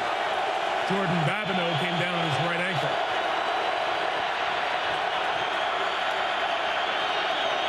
Third and 5 against a 4-man rush. Favre to Jennings. Got to work for it. Got the first down, and the Seahawks can't tackle again. Boy, does he like Greg Jennings. Brett Favre just gushes about Greg Jennings. Here's a guy had an unbelievable college career at Western Michigan, 1,000 yards receiving for 3 years, averaged almost 9 catches a game in college. He has, and Brett says he just has it. He understands the work ethic, terrific hands, and there you saw a bit of his elusiveness as well.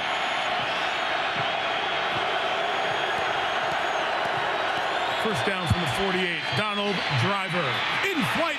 Driver trying to outrun the last would-be tackler, Herndon. He does! Touchdown Packers. The underappreciated Donald Driver takes it all the way. 48 yards right through his office. Over the middle, Driver does as much damage as anyone in the NFL. All right, is Favre going to pick him up like he did last week or 2 weeks ago? No, he's not. He ran over to him. Remember the fireman's carry? Weather conditions. Yeah. Oh, so you got to pass on that. You don't have to don't want to slip. Don't want to slip. Donald Driver, well, he can't run. You know, he's okay. He's actually spectacular. That's what you hear all the time. Donald Driver, just an underrated guy.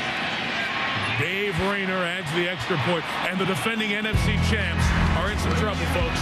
It is Favre to Driver between the numbers. They do it so often. He's so good after the catch. Takes it to the house, and the Seahawks lead by 9. Dan Marino in sight on so many lists. That touchdown pass, 4-10, 10 away from Marino's all-time mark. First one of the night. You know, that people said in the offseason, as Favre often does when he plays Hamlin and he flirts with retirement, and I think, Joe, you were one of those people who said maybe it's time for him to go. He came back. He's having a quite a good year. This is not a great year, but quite a good year. Clearly, there's something more in the tank. And if you asked him today, would he come back next year, he would say yes. Yeah, I mean, he's enjoying the game again. Got a young group of guys that are playing pretty well. Nate Burleson at the 20, hits the hole, got a great block. Burleson sprung free, brought down at approximately the 39-yard line. Penalty marker is down. Zach Alcorn made the tackle. And it's hard for Tony Correnti to see the flag in the snow. But it's going to be a holding penalty as Noah Herron, the reserve running back for Green Bay, was shaken up, I believe, on the Josh Scobie block. Scobie threw a terrific block, paving the way for Burleson. During the return of the kick, holding, receiving team, 10-yard penalty, first down. The Green Bay Packers, the Lambeau Mystique, they've only won one game at Lambeau, but they're pretty good on the road. Number 4 in the end zone one more time with his favorite receiver. It stands sentinel over this great city, built for the World's Fair 34 years ago here in Seattle. After the penalty, Seahawks start from their own 22. Just a gain 2 yards from Sean Alexander, tackled by Marquand Manuel. And Susie, what about Seattle side after the break? Well, I asked Mike Holmgren how he was able to help his quarterback at halftime. He told Matt Hasselbeck, "You're just trying too hard. Settle down. We knew you would be rusty. That's understandable. But you can't win the game by yourself." And I asked Mike, was this a time to yell and go insane or have a soft hand? And he said, no, definitely a time for a soft hand. Yeah, the 3 interceptions and that fumble loss turned into the touchdown. Mike was even upset with himself for the salty language of his post-game tirade against his team after the loss to San Francisco last week. Alexander for 2. Joe, what about Hasselbeck first half? Oh, Michael, it wasn't a very good one for him. You see Al Harris, that's Max Strong. As he reads the coverage, Al just falls back looking at Matt's eyes. Probably should have gone down there. Hey, maybe he lost him in the snow. They have white jerseys on. This time he tries to go to Deion Branch. Charles Woodson is not moving because he has help behind him. Manuel's right there. And then he just jumps that route. Corners change the coverage look here before 3rd and 6. Hasselbeck down the middle for Stevens. Jeremy Stevens didn't hold on again. It was a big hit on Stevens, but he is hearing it from the Seattle crowd. He has just, since the Super Bowl last year, he has just struggled with the ability to try and make a play. If he catches this and makes the play, it's all off of him again. And there comes the hit from Manuel. That's a pretty big hit. Oh, it's huge. I mean, look, how many guys are holding on to that? Not many, Not right? many at all. Not many. But when you look at the history of the ball getting away from him, it compounds it. That's why they boo, but not many people hold that one. Ryan Plackemeier with the kick. Good kick. 51 yards. Jennings on the return. And Jennings comes out of bounds at the 35-yard line. First punt of the game for Ryan Plackemeier. About the hit by the former Seahawks, Marquand Manuel. Here at Quest Field. Packer Nation, as always, on the road in full force. They've seen their guy Favre get the job done on that last drive, virtually equaling his numbers from the first 30. Green Bay takes over at its own 33. You can see the numbers for the first time tonight.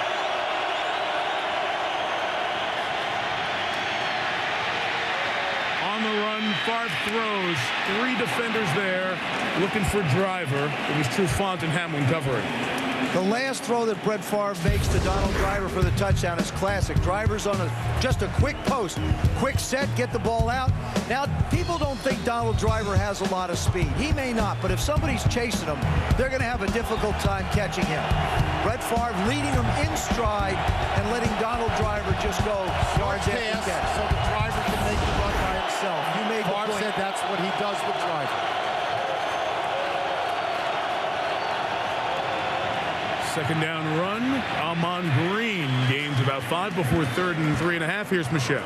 Well, Donald Driver told me he is often asked, when are you going to get the credit you deserve? And he asks himself every day why he's underrated among wide receivers. He does not have an answer.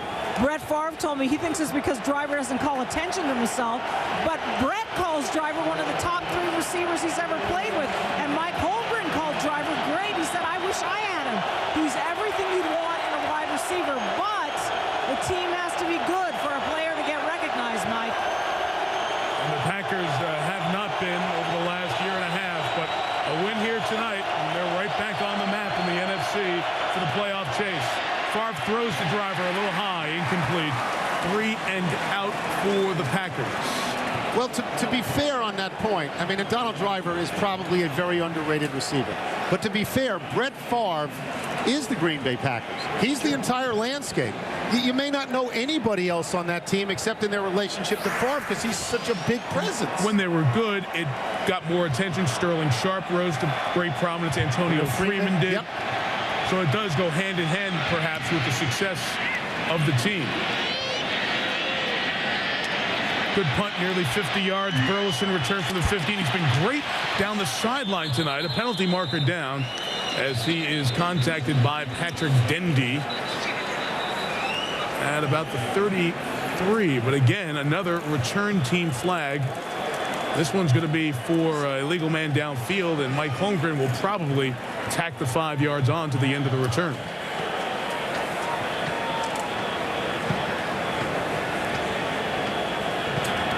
An eligible member of the kicking team downfield prior to the kick, number 60. Seattle has chosen to take the option of adding this penalty to the end of the kick.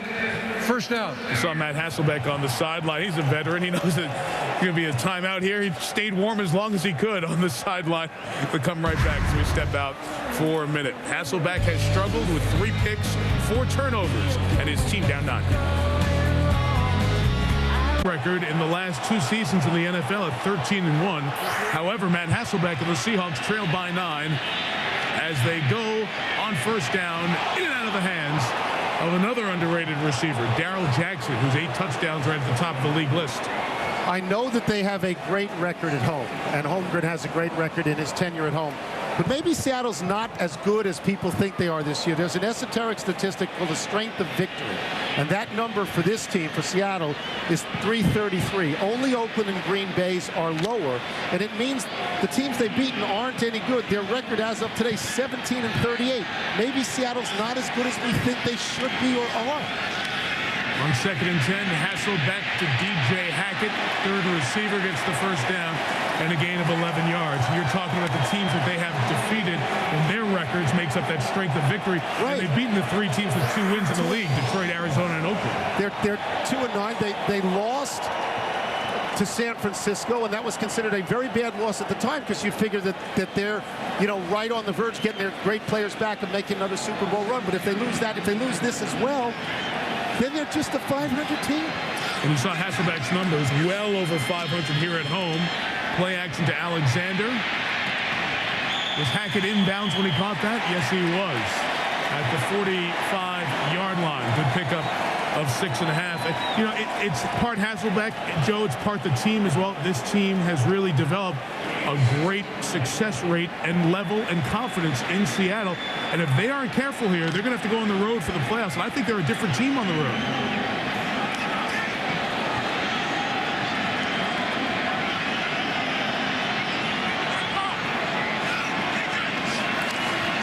Alexander gets the first down with a gain of about 4.5 right at the 40-yard line. Michael, I agree with you. I believe they are, but the fact that Sean Alexander will be back healthy, missed a lot of games, 7, 8 games, wasn't healthy in the 8th game, missed 7 of them. Matt Hasselbeck now coming back off the knee. They're without Robbie Tobeck, their center. Remember, Steve Hutchinson is gone. So many things are different for this football team than they were a year ago. They've also been fortunate that they haven't played anybody good. One of the Packers shaken up. We'll be right back.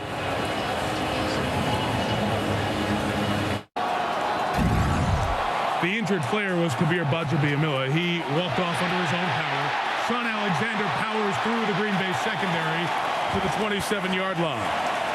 First down, tackled by Charles Woodson. A gain of 13 as Alexander is comfortably past 126 yards now on the night. Talked to Brett Favre about Mike Holmgren. He said probably the biggest difference in Mike now than when he played with him is he leans towards the run just a little bit more.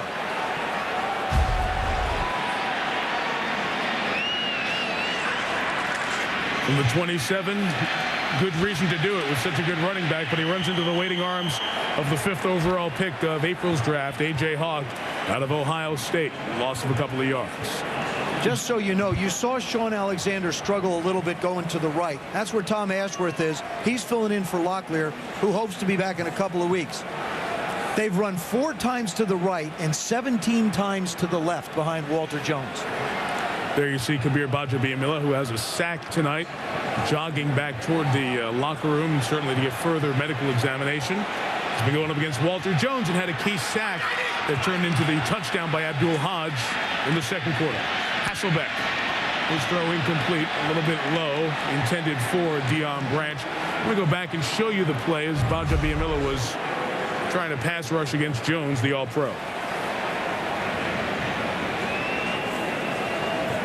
Walter's just a monster. Just gets thrown to the ground. It's hard to tell whether it was a toe or leg or something. 3rd and 12 from the 29. Josh Brown's been very good on field goals. Steve, you thinking?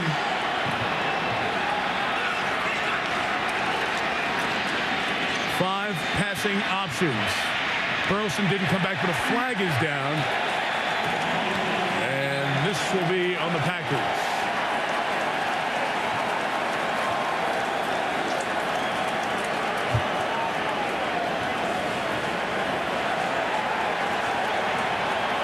Illegal contact, defense, number 43.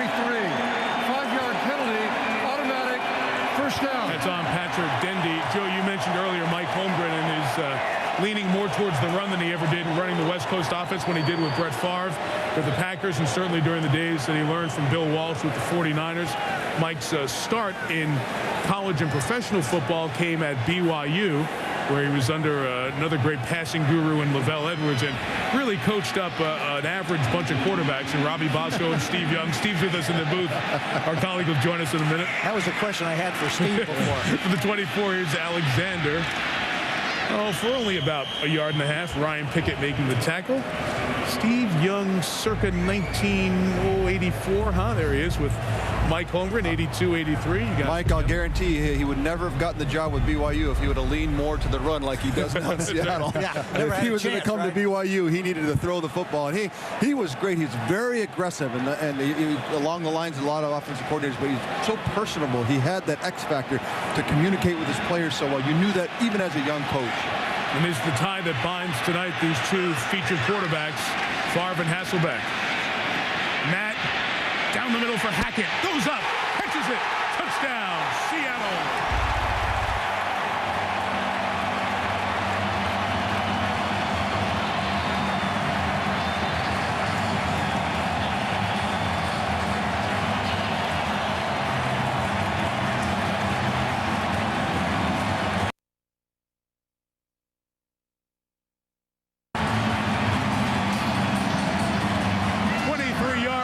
Seattle's touchdown of the evening.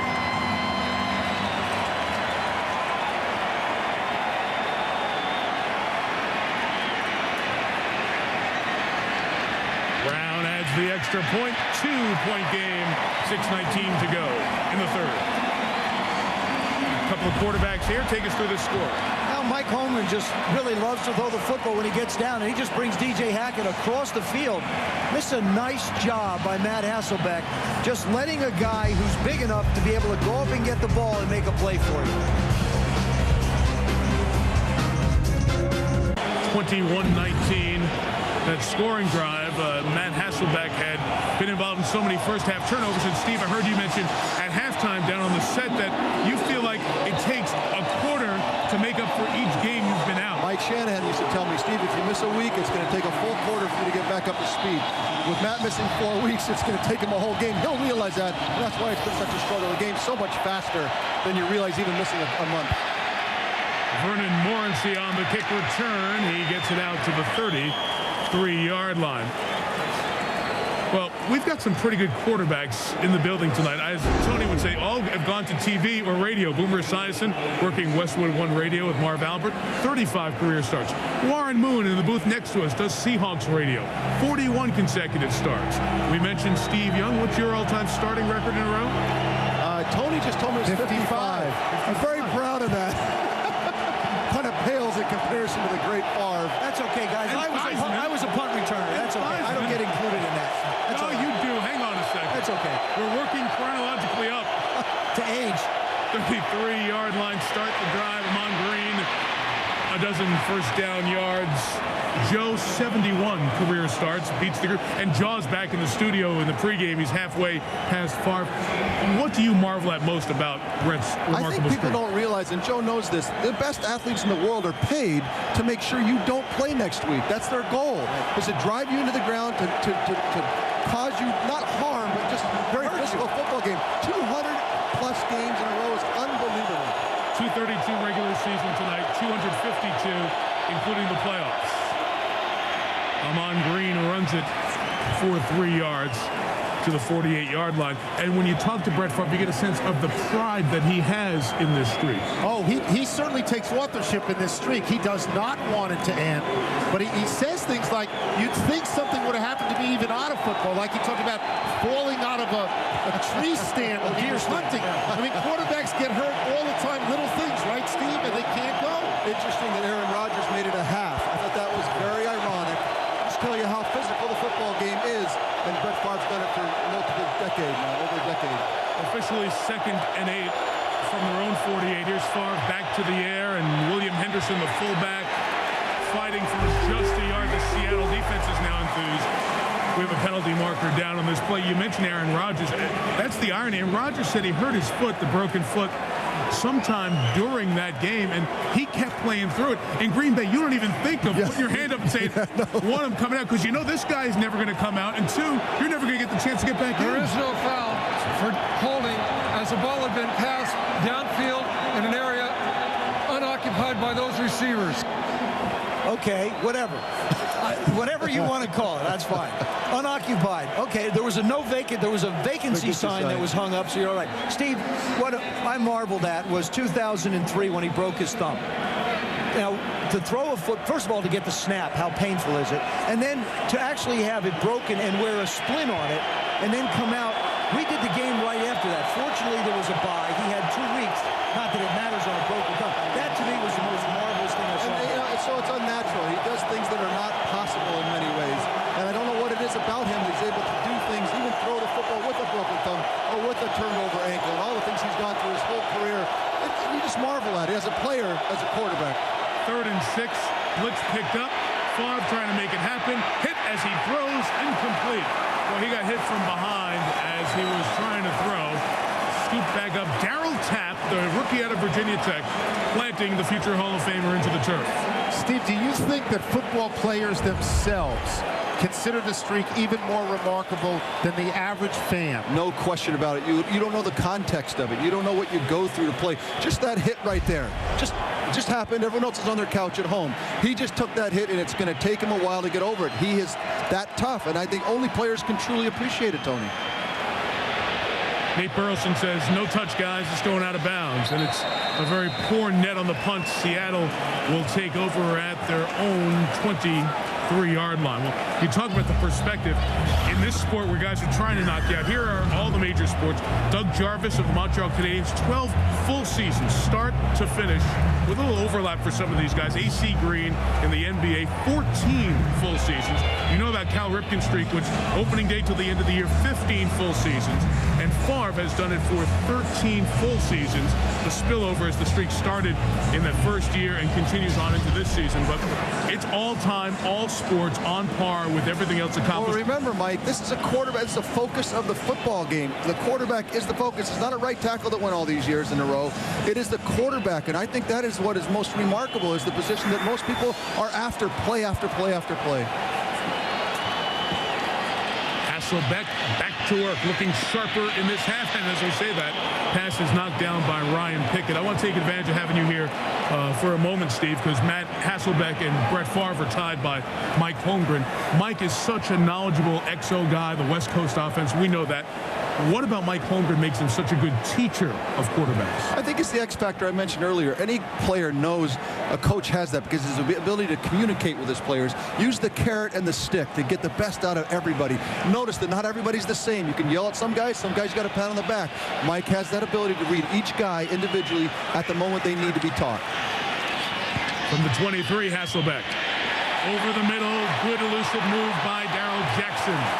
Gains the first down at the 38-yard line. Pick up the 15. Matt Hasselbeck looks so much more comfortable. I think he's accelerated that quarter out theory on the mics there. Well, you definitely think, Joe, that the first half is all the jitters, all the timing, Matt is an all-pro football player. Uncertainty. So we'll take Mike Shanahan's theory and we'll move it up for the all-pros. That's what you do is you cut it in half, and this is what you got. You got a half a bad football. There you go. Now he's back to being efficient. Shaun Alexander galloping through the hole. Beautiful cut. Confidence on that left foot that had the 4th metatarsal broken. You can see he's running like Shaun Alexander, who goes to Hawaii every February. Pro Bowler. There you go. There's your metatarsal. In case we got a camera in the booth, I am holding that metatarsal in my hand. Well, hang on to a second, because Shaun Alexander's still using his. Does a nice job of cutting out when he plants. Still not 100%. I think there's still a little bit of a question as to whether he wants to cut it loose completely, but he's mighty darn close. 26 carries, 140 yards here tonight. After a 15-yard gain, Alexander tacks on another 16. First down at the 30. Look like a completely different team coming out of the half, don't they? Completely different. And he would tell you, Shaun Alexander would tell you that this is what he knows he has to do for this football team to be successful. And it's not coincidental that a lot of the yards, most of the yards that he has gained have come running on the left side. At a season high for Shaun, it actually equals the total of a bunch of games. He had 224 yards coming into tonight, playing 4 games, missing 6 with the foot injury. He takes a breather. Maurice Morris Loss of 1.5 yards. Ryan Pickett and Aaron Campman tackle him. Michelle with an injury update. Well, if you look on the field, there comes Kabir Bajabiamila. He was chomping at the bit on the sideline just a moment ago. Came out of the locker room from having an IV. He was dehydrated and cramped up. That's what we saw him down on the field a few plays ago. You can get dehydrated in this weather, guys. I've seen fire, I've seen rain, and now I've seen cramping in the snow. You go into the pits. I say flu, maybe. I don't know how you get dehydrated. Yeah, fill it up with fluid, put it back on the track, and let it run. Paging Dr. Tafoya. Michelle has more medical breakthroughs every week for us. She should have the foot. She should have the skeletal foot down there. Hasselbeck throws complete to Burleson. Nate gains about 6 yards to the 25-yard line. Steve, I like to, you can see the tempo. Matt wants to get going. You can see that part of him is now coming back, that confidence. No question. In fact, the good offenses, the good quarterbacks who have good offenses want to run as many plays as possible. I know that was what Boomer Esiason always preached. The more plays I can run, the better I can play as an offense, the more points we score. Get in and out of the huddle as quickly as possible. And when you have a defense backpedaling, keep them on their heels. Hasselbeck buying time, taking off. It'll be shy of the first down. Ball down before ball out. So it is ruled down at the 20.5, and we'll check the measurement. It's going to be real close to a first down, too. Matt Hasselbeck just feeling absolutely no fear. The knee's on the ground, and the ball comes out. That'll be marked down. Not worth challenging because it was headed in the direction of Mike McCarthy, the Packers coach. All of this, Joe, plays into the Seahawks' whole general, the 30,000-foot level. Long drives, running game, play action for Matt, defense on the sidelines getting rested. All of that falls apart when they don't have these star players, and you've seen that the last couple of weeks. And it's the second time he has run tonight. Does that surprise Joe when he ran the first time? Steve, does it surprise you that he's running? No, because if you're healthy and you have confidence, you'll do that. If you're not, your brain won't let you run. I don't think hold you up. In the first half, I'm not sure he wanted to let it go. Fourth down here, and this is a sign of a confident offense. Field goal attempt would be 38 to 39 yards. Browns made 4 field goals, yet sensing that tempo and momentum building, Seattle will go for it here. And if I'm the quarterback or I'm the play caller, I go behind Walter Jones and Pork Chop Womack on the left side, the left guard and left tackle. Green Bay has faced 4th and 1 as a defense 7 times. All 7 times the offense going against the Packers has converted. Max Strong makes it 8 for 8. First down at the 19-yard line.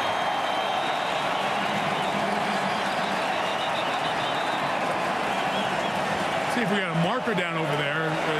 Amidst the stuff you can't see, it looks to be a flag down. Now, Matt Hasselbeck has said it's against Green Bay offside. Offside, defense, number 50, lined up in the neutral zone. 5-yard penalty will result in a first down. It's on the rookie, A.J. Hawk. Joe, you know, the truth is, if you want to find out what's going on the football field, follow the quarterback. He's right next to the head referee. He'll tell you what's going on. He's going to get the information first. I'll tell you what, believe me, the quarterback always wants to know first.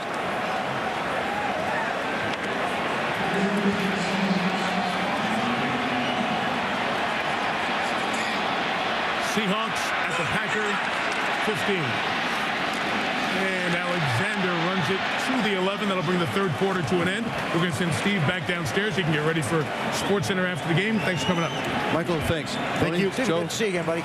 Feels like old home week up here. We're back nice By the way, would you like to take the metatarsal? Show him the foot. There's the metatarsal. Metatarsal right there. Right there. Steve will take the tie, the toe, and head down to Boomer. Off we go to the fourth quarter from the Great Northwest. Seattle driving down 2. Night at Quest Field in Seattle. The Seahawks trailing by 2, but a chance here to take the lead on this drive. And you see Alexander's numbers far outpacing his injury-plagued the whole year season. Better tonight than he's been the whole year accumulated. 2nd and 6 starts the quarter. Here is Alexander for the first down, 1st and goal. Seattle at the 4. Campman saved a touchdown. Steve brought up a point about the tempo and rhythm of this offense. This is the way the Seahawks do it. And, Tony, you mentioned it in the first half. An offense like this helps their defense out tremendously, who were put on the field way too much in the 4 weeks that Matt Hasselbeck was gone and in the 7 that Sean Alexander was down. You see the last 7 games, Seattle hasn't scored a rushing touchdown. Their last 18 touchdowns have come via the pass.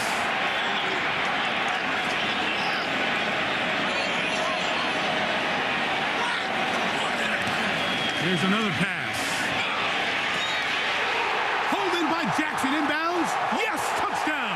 Seahawks take the lead.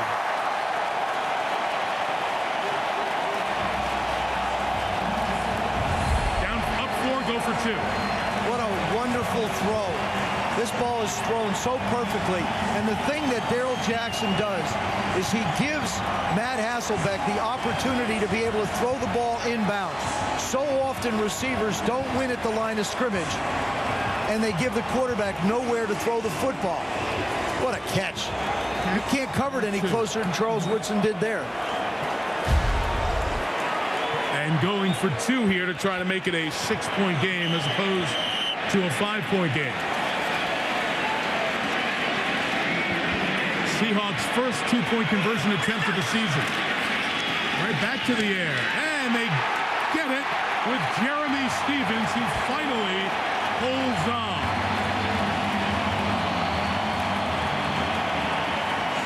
You could see the celebration from everyone when Jeremy Stevens did that. This offense needs the tight end to play well. 15 unanswered points. Seattle on top. 56 in that Hawk's nest. The folks in that pyramid football shape. Over to our left, the loyal and hardy fans who have seen their Seahawks take the lead. Vernon Morency across the 25, and a very nice return for the former Oklahoma State running back. Took it out to the 41-yard line. Well, Matt Hasselbeck used to back up Brett Favre. The two going head-to-head here tonight, and the numbers, Favre did not make the mistakes early and made the plays. The Green Bay offense has not been able to stay on the field. Hasselbeck and Seattle have run over 70 plays here tonight, and Matt has gotten a lot more comfortable. Looks like a different quarterback in the second half, doesn't it? Much different.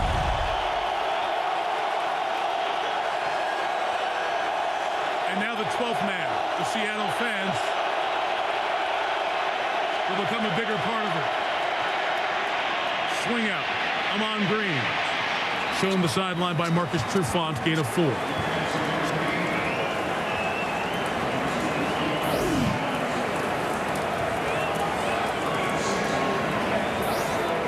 What you would expect from Seattle's defense after that long rest is to come out and shut down the Packer offense. Tackle well, do the things they haven't done over the span of a month or so. And what you'd expect out of Favre is to have a quick hitter right now and go down the field.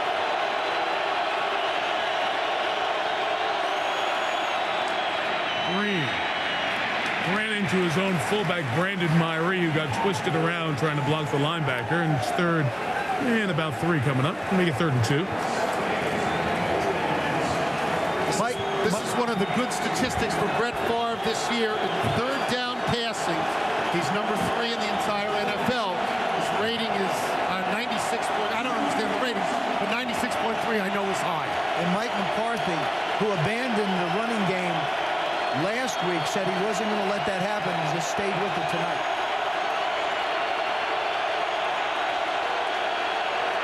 Showing the corner pressure, drop back to zone. Favre launching for Driver down the middle. Donald Driver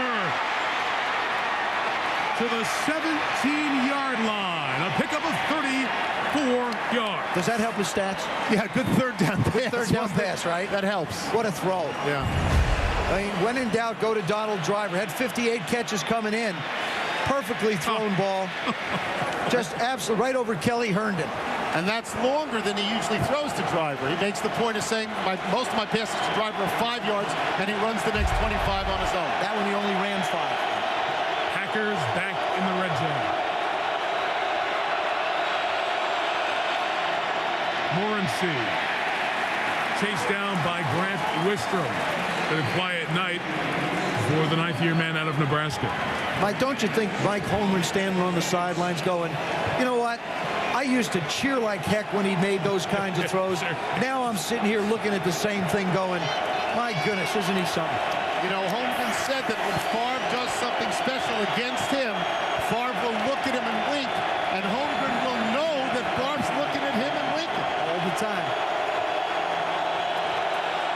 2nd and 11. Ruvell Martin's top of the screen. Screen set up for Morency. Slipped as the offensive guard, Jason Spitz, couldn't get out and get a block. We'll have 3rd and long coming up. That's the first screen they've tried to run tonight. Just think of that. They used to be a screen team forever. All the time.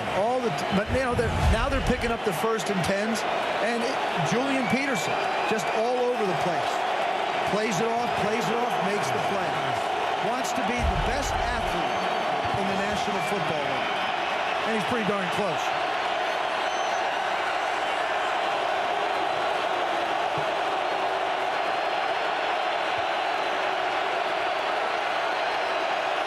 Pressure comes to the corner. Free. Favre couldn't get it to Ruvell Martin. And incomplete. Kelly Herndon came off the corner untouched. And that's the communication with Ruvell Martin, who's in his first year at a Saginaw Valley State and was on the practice squad for the Pack last year. Brett knew they were coming. Had exactly what he wanted on the left side. Martin doesn't turn his head quick enough. You saw him take about 3 steps up without looking at Brett Favre. As soon as he comes off the line, he has to get his head around. Rayner, first kick blocked. This kick good. From 34, 3-point game. Not what they wanted. It's been the story tonight. Green Bay opportunities have not turned into touchdowns. Look at me. Hang with me. I can bring you back. Scored in each quarter. Seattle's 6-point lead shaved to 3 on the field goal from Dave Rayner. Mike Holmgren's seen 27-24, and that guy on the sideline plenty of time. Oftentimes on his sideline. Drama will build here. See what Seattle does on offense. Burleson's been giving them good field position as he's coming as the kickoff return man tonight. Josh Scobie just threw a nice block for him. And Burleson's taken out of bounds by the kicker at midfield. It's the second time Seattle has taken over right around midfield.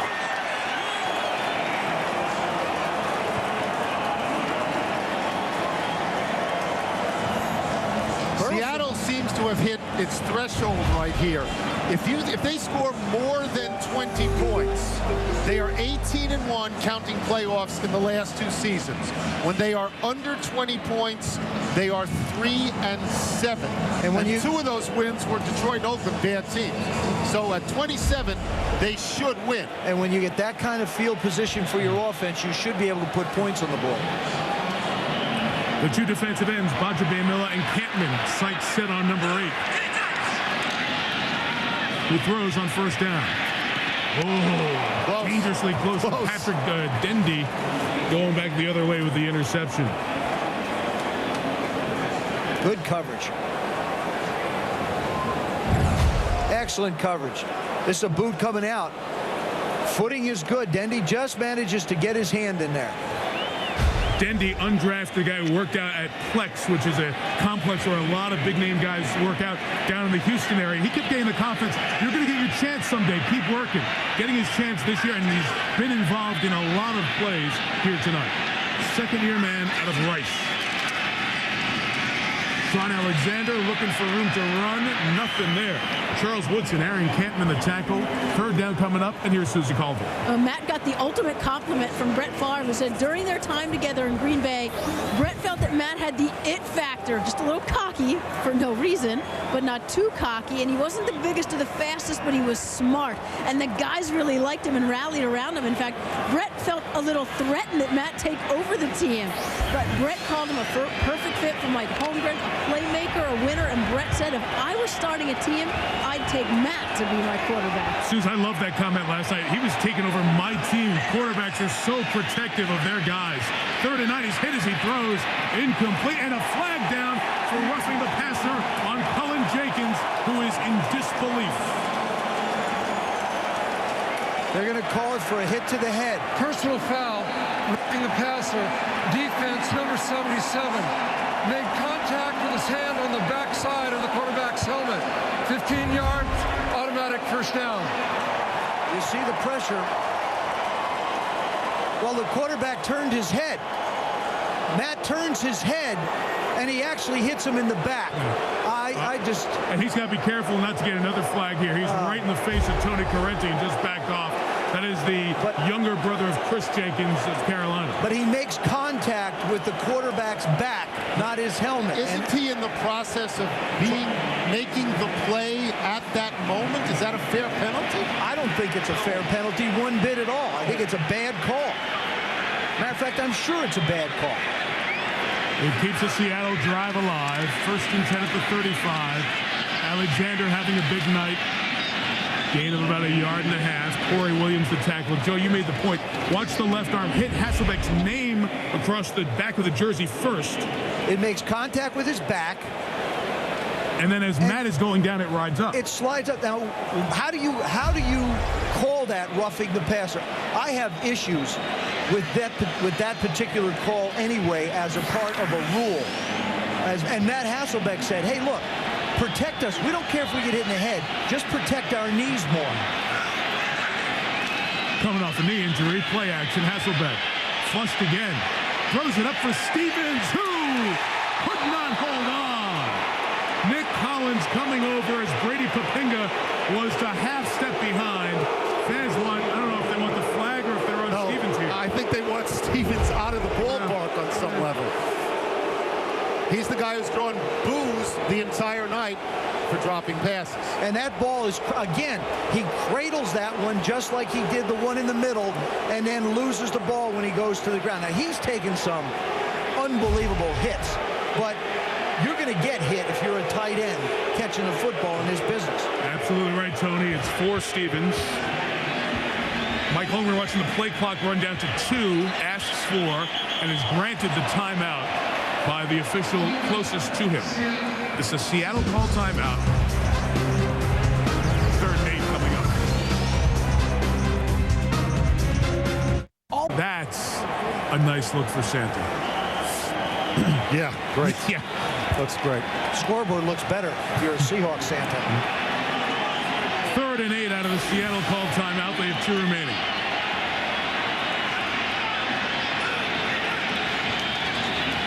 Run to get better field goal range or the first down with Max Strong. The spot is going to get it. Well, let's see. One official is coming in on the other side of the 25. We're going to lay it down just shy of the 25. And we're going to measurement here with 8:50 to go. Remember, on the last touchdown drive they had, Mike Fulmer went for it. Went for it on 4th and 1.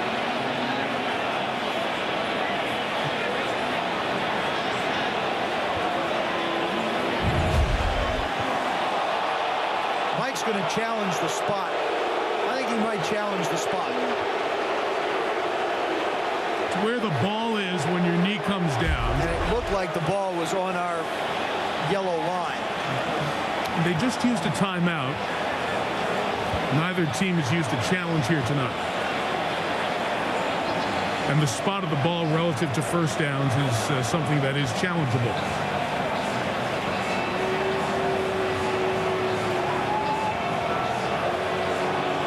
Mike will challenge this. There you go, catch it.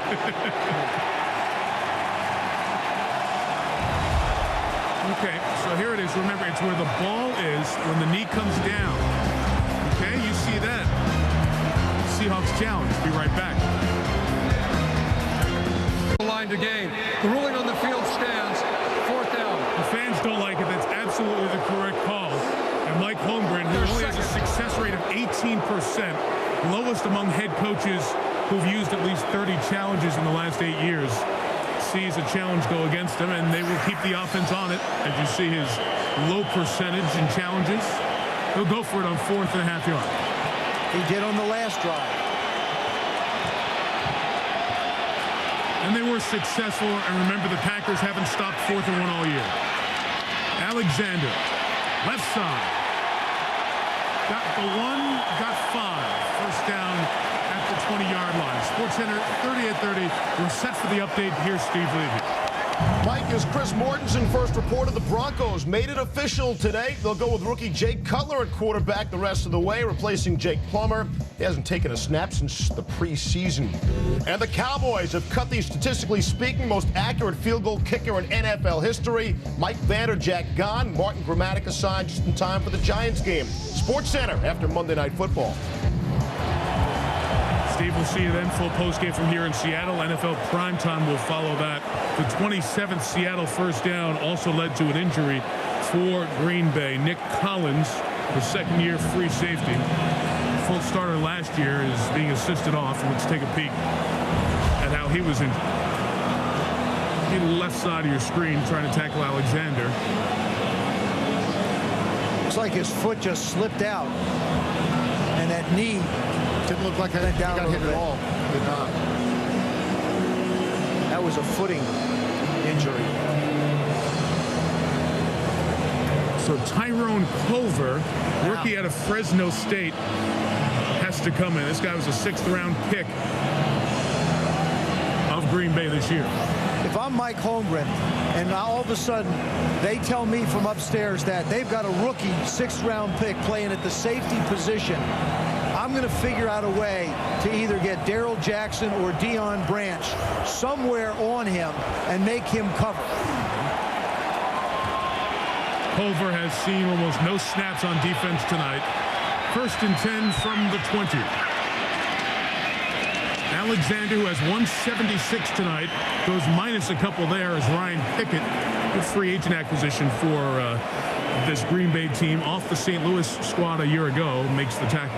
Ryan Pickett giving him some size inside. He goes at 322. Corey Williams goes at 313.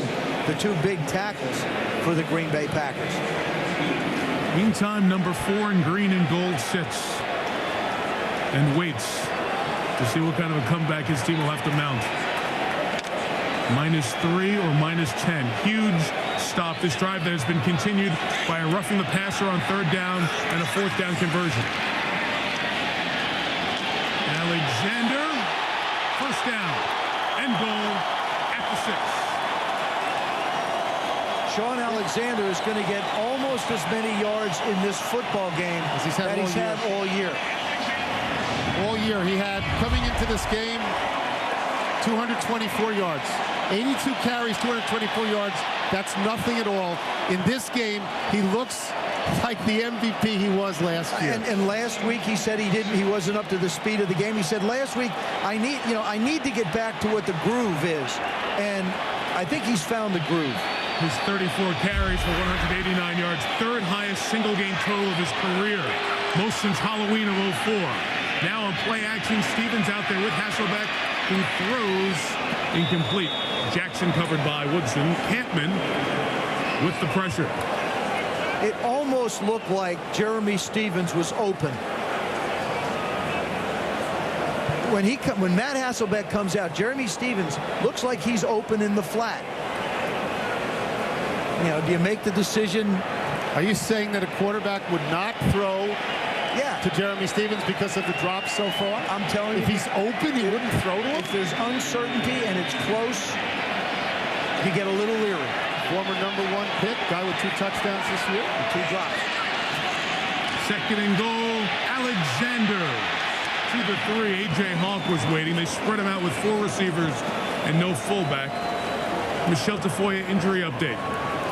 Hey, Mike, starting free safety Nick Collins, who was hurt on that 4th down play, has a right hamstring injury. You can see they put an ice pack on it. His return is questionable. I'd say it looks a little doubtful at this point, Mike. Yep, and Tyrone Culver, the replacement rookie, is out there. Knowing Collins had played so well, started every game last year throughout this season. Let's see where Culver ends up as Seattle goes heavy toward the side of the field he's on. 3rd and goal. Hasselbeck pumping for Stevens. Did he hold it in time? Yes! Touchdown, Seattle. There you go. Now you come back to him. Well, it didn't show any hesitation there. He was open and got the ball. Nice little pump and go route. Runs a little quick out and turns up the field. Abdul Hodge, not his strong suit in pass coverage. Jeremy Stevens. Hearing cheers for the first time tonight. Yes. Jeremy Stevens. For the first time in games, actually. Not just tonight. Nice job by a guy who hasn't been confident catching the ball with the toe tap to get it in. Now it's a 10-point lead if this extra point is added. And 2 scores needed by Green Bay. The 3rd touchdown pass in this half. And the Seahawks just can't run it in anymore. And Stevens, who does not lack for self-confidence. That was a good job by him. Comes up with the score. All right, the importance here tonight for Seattle, they are trying to win, to have a 2-game lead in the division, keep pace with the Saints and Cowboys for that second spot, and keep the Bears in their sights, working toward home field. Meantime, the Packers are trying to join St. Louis, Atlanta, San Francisco, Philadelphia, and Minnesota, all 5 and 6, and a game behind the Giants and Panthers, who right now are in those 2 wild card spots. And we'll see the Panthers and Eagles next Monday night from Philadelphia. What a difference from the first half to the second half. Not just with the Seahawks as a unit, but Matt Hasselbeck. He had 4 turnovers personally in the first half. He had 3 interceptions, one that wavered between being an interception and a fumble, was run back for a touchdown. He didn't look good at all. He's come out in the second half, looked very sharp, and Sean Alexander now in his second game back is running like the MVP he was last year. This is what Mike Holmgren hoped for when he got these guys back, and in the second half for sure that's what he has got. Vernon Morency from the 4. 27-yard return to the 31-yard line. Well, Brett Favre has been in this position trying to bring the Packers from behind so many times. He has 32 game-winning drives in the fourth quarter and overtime. And now that Vinny Testaverde has come back, he sneaks on here along with the bench Dallas quarterback Drew Bledsoe as the active leaders. Brett has to do a lot of work. He needs a couple of drives because of that penalty on third down. This became a 2-possession, 2-score game as Green Bay is down by 10.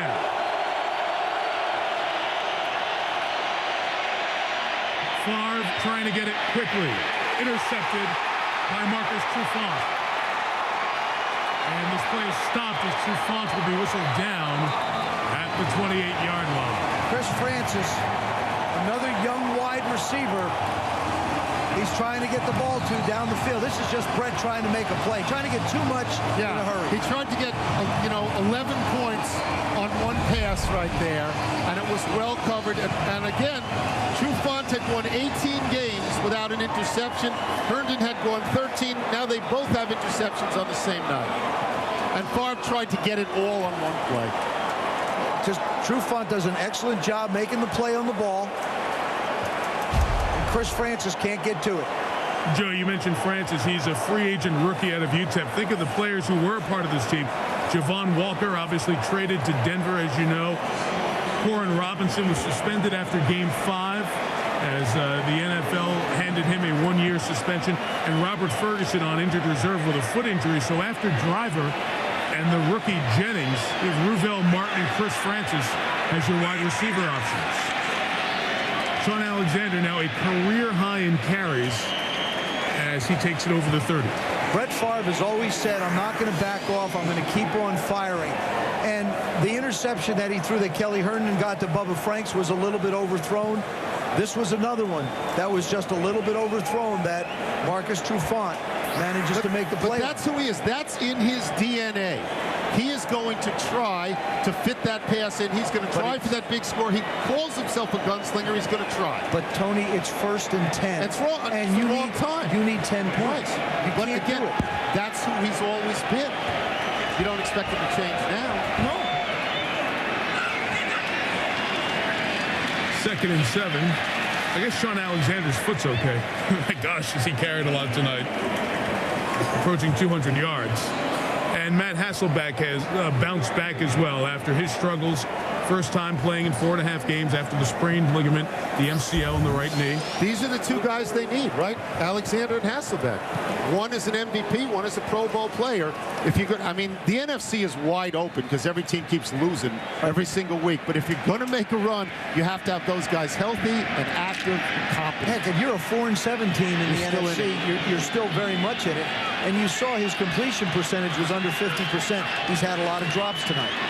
For the 38th time, it's Alexander, and he will be stopped shy of third down. Seattle is going to take a timeout here with 4:26. It's their first timeout, and a punt is coming. You see Hasselbeck walking off the field. If he took off that helmet, you'd see he has no hair. He's my favorite bald guy. Agassi used to be, but he retired. John Smoltz, favorite ball guy of mine, not as much as Jim Furyk, great golfer, but Hasselbeck's the guy. I love this guy, Kyle Gass of Tenacious D. This guy, Barajan, that's a wig. That's clearly a wig. Matt Hasselbeck, my favorite bald athlete right now. And by the way, not shave. I don't understand why people shave. If they have hair, don't shave your head. Hasselbeck's doing it the natural way. It's the way to go. Good for you guys. I notice how you say you guys. I feel that. I'm happy for you. Yeah. I'm happy for you. I am. Barajan is a center for the Cavaliers. It's a wig. He's good. Now everybody knows it. He is.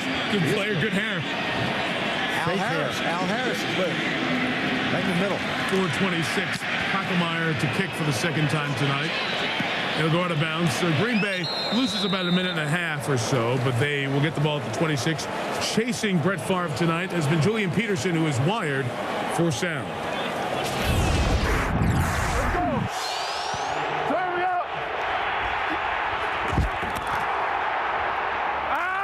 You know who it is? They slid the line our way. We ran the change. At first, we run the text, and then they was kind of sliding our way, so we ran the change, and he just came back inside.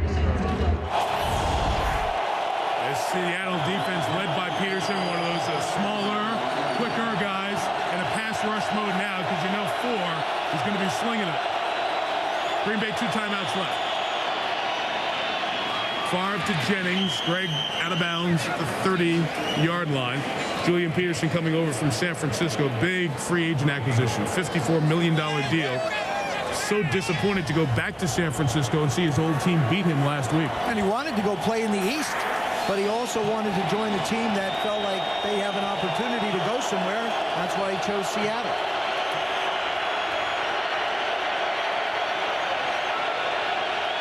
Second and 6. Favre to Jennings. Stopped on a dime, trying to get out of bounds. Good pull down by Jordan Babineau, much maligned defensive back. And Jordan Babineau has changed the complexion of this defense. Michael Bolwell played earlier in the year. They were giving up a lot of deep passes. With Babineau back in there, they get a guy who's actually played the position as a defensive back versus Michael Bolwell, who was a converted linebacker, and they've been much more effective against the pass. Yeah, Babineau's a converted corner, and his issue has been inability to tackle in the run game. For Martin again. Picked off again by Kelly Jennings. Favre intercepted 7 times in 10 games. Intercepted 3 times tonight. This is a bad throw. You're trying to throw against double coverage late into a hole that doesn't exist with the corner running. This has no chance of being completed. You can't even see Jennings. Or Ruvell Martin, I'm sorry. I mean, there's just no chance. None whatsoever.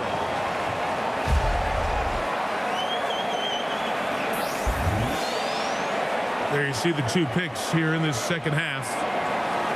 As Seattle's defense playing with the lead that Joe and Tony were talking about earlier can get to their little, I guess, their best situation. If you're going to pass against them all the time, they rush the quarterback and they make interceptions because they know you can't run anymore.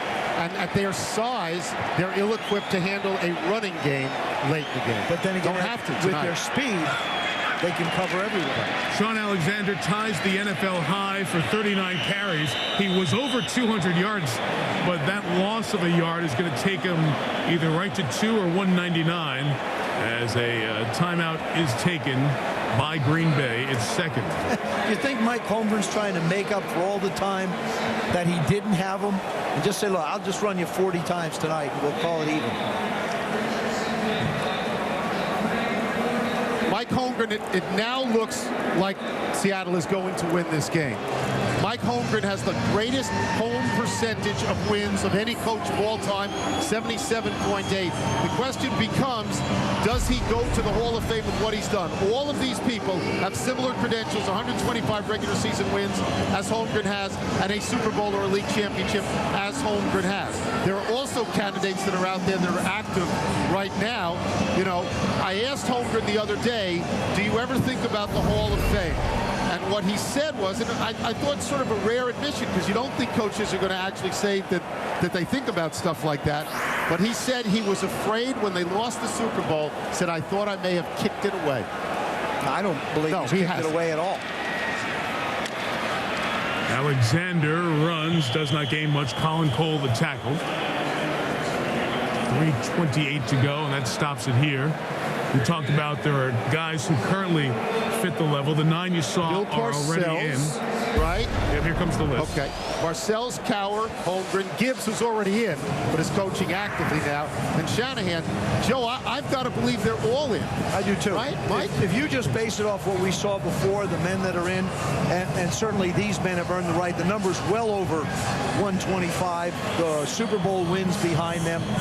I would say every one of them is a lock. Holmgren said the Hall of Fame would be icing on the cake for him, but again, I think if you ask that question of a lot of coaches, they say, I never think about the Hall of Fame. And Holmgren went back to losing the Super Bowl last year, a game he said, I thought we could have won.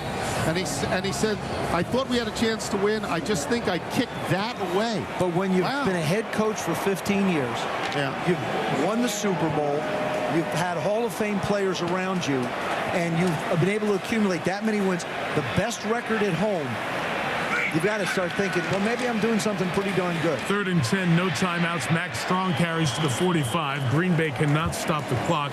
In case we don't see Hasselbeck and Alexander again, guys, Sean Alexander did get enough yards to get back over 200. 40 carries. That is a Seahawks record for carries, and the most carries in the NFL this year. Larry Johnson had a 39-carry game, and Alexander has run for 201 yards, and that's something that'll last with you for a while, getting over 200 on Monday Night Football to send the message to the entire NFL. My foot's better, I'm back. Yeah, they had to run close to 80 plays in this game. It's like a college, the way they ran it tonight, it's like the plays you see in college football because the clock is so quick. There's a lot of, Andrew James carried the ball almost 40 times once and gained early in the year about 43 yards. Sean Alexander at least put it out there for 200.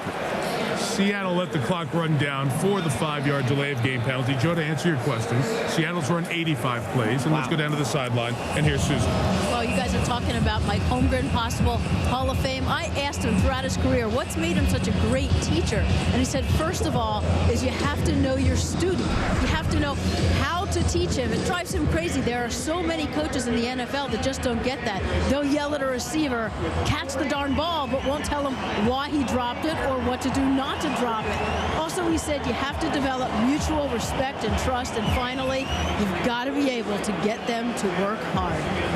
Susie, the teacher part, that's the most interesting aspect, and Favre and Hasselbeck all telling us this week that the uniqueness of Mike is going back to those days that we've talked about as the substitute teacher in his hometown of San Francisco, and Mike learning that you have to hit each student in a direct, different manner, and it obviously has applied with so many guys over the years. Greg Jennings going to let this roll. He's got to get himself out of there and out of harm's way as it rolls down to the 12-yard line. Brett Favre was one of those pupils. And if you go back through the all-time coach and quarterback combos with 100 starts together, Starr and Lombardi, the other guy who has a street name for him around Lambeau Field, Staubach and Landry through the great Dallas days, Greasy and Don Shula, their winning percentage, and then the Brett Favre, Mike Holmgren days in Green Bay. And remember, when Holmgren took over the Packers, they had won but one playoff game since Super Bowl II on through 92 when he came there. And Mike Holmgren took the team, obviously, back to the top of the National Football League, winning Super Bowl 31. 2.5 to go. Green to the sideline at the 14, gain of 3 yards.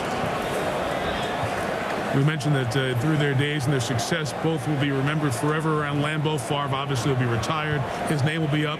Street right outside Lambeau Field. It intersects with the one name for Lombardi is called Holmgren Way. And Mike McCarthy, the current coach, laughed. You drive right down Holmgren Way on the way to work every day. And now you got to go face the guy on Monday Night Football. I asked him if he ever thought about the fact that his name might be up there. He said no. A little soon for that, I think. One more time, Green. 5 yards. Yeah, his answer was great. I don't have my street picked out just yet, but not quite yet. There it is in Titletown, 100,000 strong in that wonderful football city, Holmgren Way. And what a wonderful warm reception he's gotten when they've returned with the Seahawks over the years. Driver the catch on the first down. He gets down to the 27-yard line. And we get to the 2-minute warning. Mike Holmgren and Seattle will extend their lead in the NFC West tonight. Sports Center and NFL primetime following right afterwards tonight on ESPN. Favre complete to Bubba Franks, who will be a yard shy of the first down on this night in the all-time career mark. Brett Favre moved to within 10 touchdowns all-time of Dan Marino. He's also thrown a few picks here tonight, 3, and that has moved him within a dozen of George Blanda's record for the most interceptions in NFL history. You could have given me 20 tries on most interceptions, Blanda, and I would never have come up with Blanda in 20 tries. He played a fair amount of years also. I just wouldn't have, I wouldn't have said most interceptions. Might have had you. I was just going to say, if I'd have played long enough, I probably would have challenged you. Buck 15 to go. Noah Herron, banged up earlier, goes out of bounds, gets a yard, and we'll stop it with 1:10 left. It's funny about the Favre touchdowns, just the curiosity in watching his records vis-a-vis Marino. 40 yards or less touchdown passes. Each has thrown 360. Marino, who has 10 more, threw 10 more touchdowns of 40 yards or more.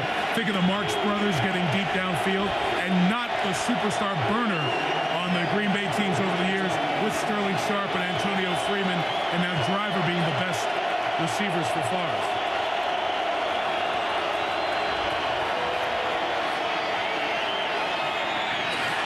Almost one closer to George Blanda with that interception. And guys, the question, are we going to see him on Monday Night Football next year? That's Julian Peterson doing the push-ups. You drop one. It's like an old practice ritual.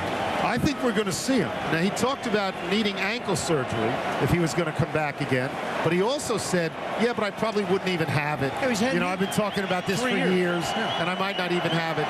I think he thinks this is a young team, an improving team, and maybe he'd give it a year, maybe even 2. I mean, he still looks like an NFL quarterback, right?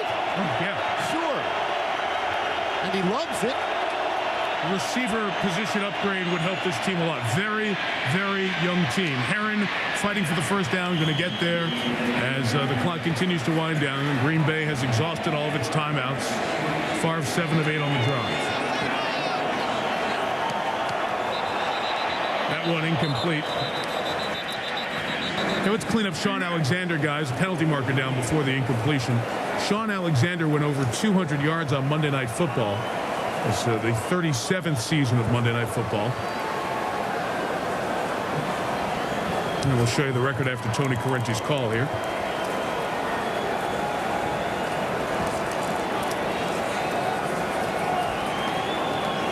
You could say there was Tony Correnti's call that changed the complexion of this game also. The roughing the passer call on Matt Hasselbeck. False start. Offense number 88. He's going down into his stance at the time of the snap. This 5-yard penalty, and by rule, 10 seconds must be run off the game clock. The game clock should have been at 52 seconds at the time of the false start.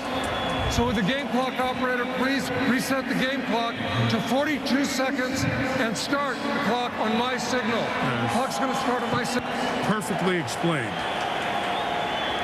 We saw that. Excellent job. Yeah, the flags that kill the play, thus are the walk-off when you have no timeouts. And saw that in the St. Louis game, as a matter of fact, last month.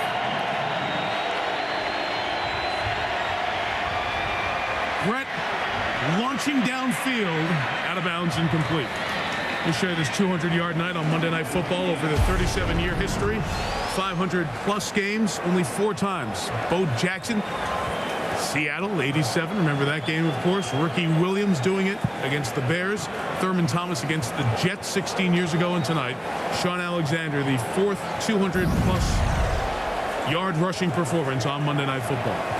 He had a great night, and there was nothing this year that indicated he would do that. And Joe, he told you that he had to take the team pretty much on his back. He and Hasselbeck, and they did. The team, the entire building is the way he put it. We have to take the entire building and bring some swagger back to this football team. Second down. Favre, as a flag is down, it's caught by Driver at the 26-yard line. No timeouts remaining, but we do have a flag.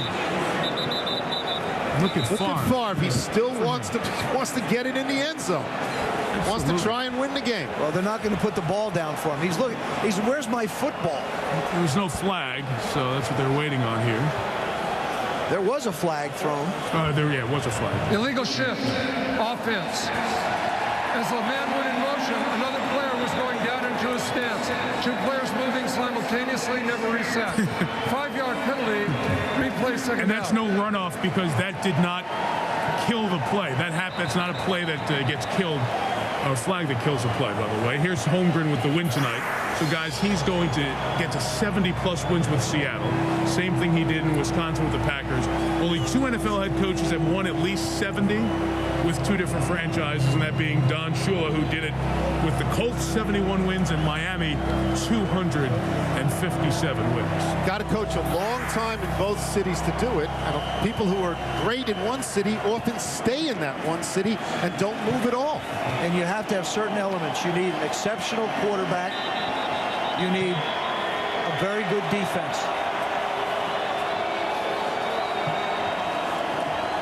Well, Seattle goes to Denver to check out the new young quarterback, Jay Cutler. Who will be the 199th different starting quarterback since Brett Favre's streak started 170 months ago tonight. And at 19, the original line of scrimmage was the 49-yard line. The 5-yard penalty will take it back to the 44. Still second down. We're getting a lot of explanations tonight from Tony. Very good ones, I might add. It was great when Favre ran up to run the play and there was no ball.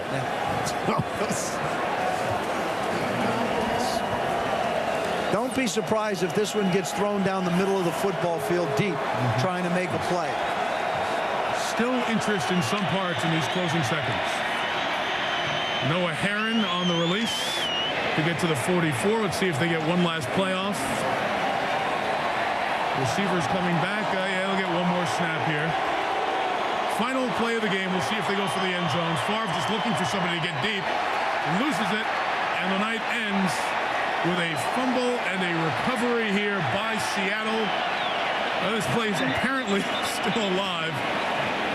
Flags are down. We hear whistles. Driver is down. And the game has come to an end. We'll just check the flag because the game cannot end on a defensive foul. So you just need to make sure that that is, in fact, the official end of the game. Yeah. You had possession switch, so when the flag happened, were they the offense at the time? Meantime, the two who are inexorably linked in Packer history, Favre and Holmgren, with a greeting. Recovered by Seattle. Seattle, illegal forward pass during the return. By rule, the game is over. Yes, because they were on the offense at that point, so it's not a defensive foul. McCarthy and Holmgren greet each other as the Packers drop to 4-7. They take on the Jets at Lambeau next week. Seattle 7-4, leading the division by 2 and heading to Denver. SportsCenter's next. Thanks to our great crew working in the snow in Seattle. For Susie Calper, Michelle Tafoya, Joe Theismann, Tony Kornheiser, and the women and men of our Monday Night Football team. Mike Tirico saying goodnight from Seattle. This has been a presentation of ESPN, the worldwide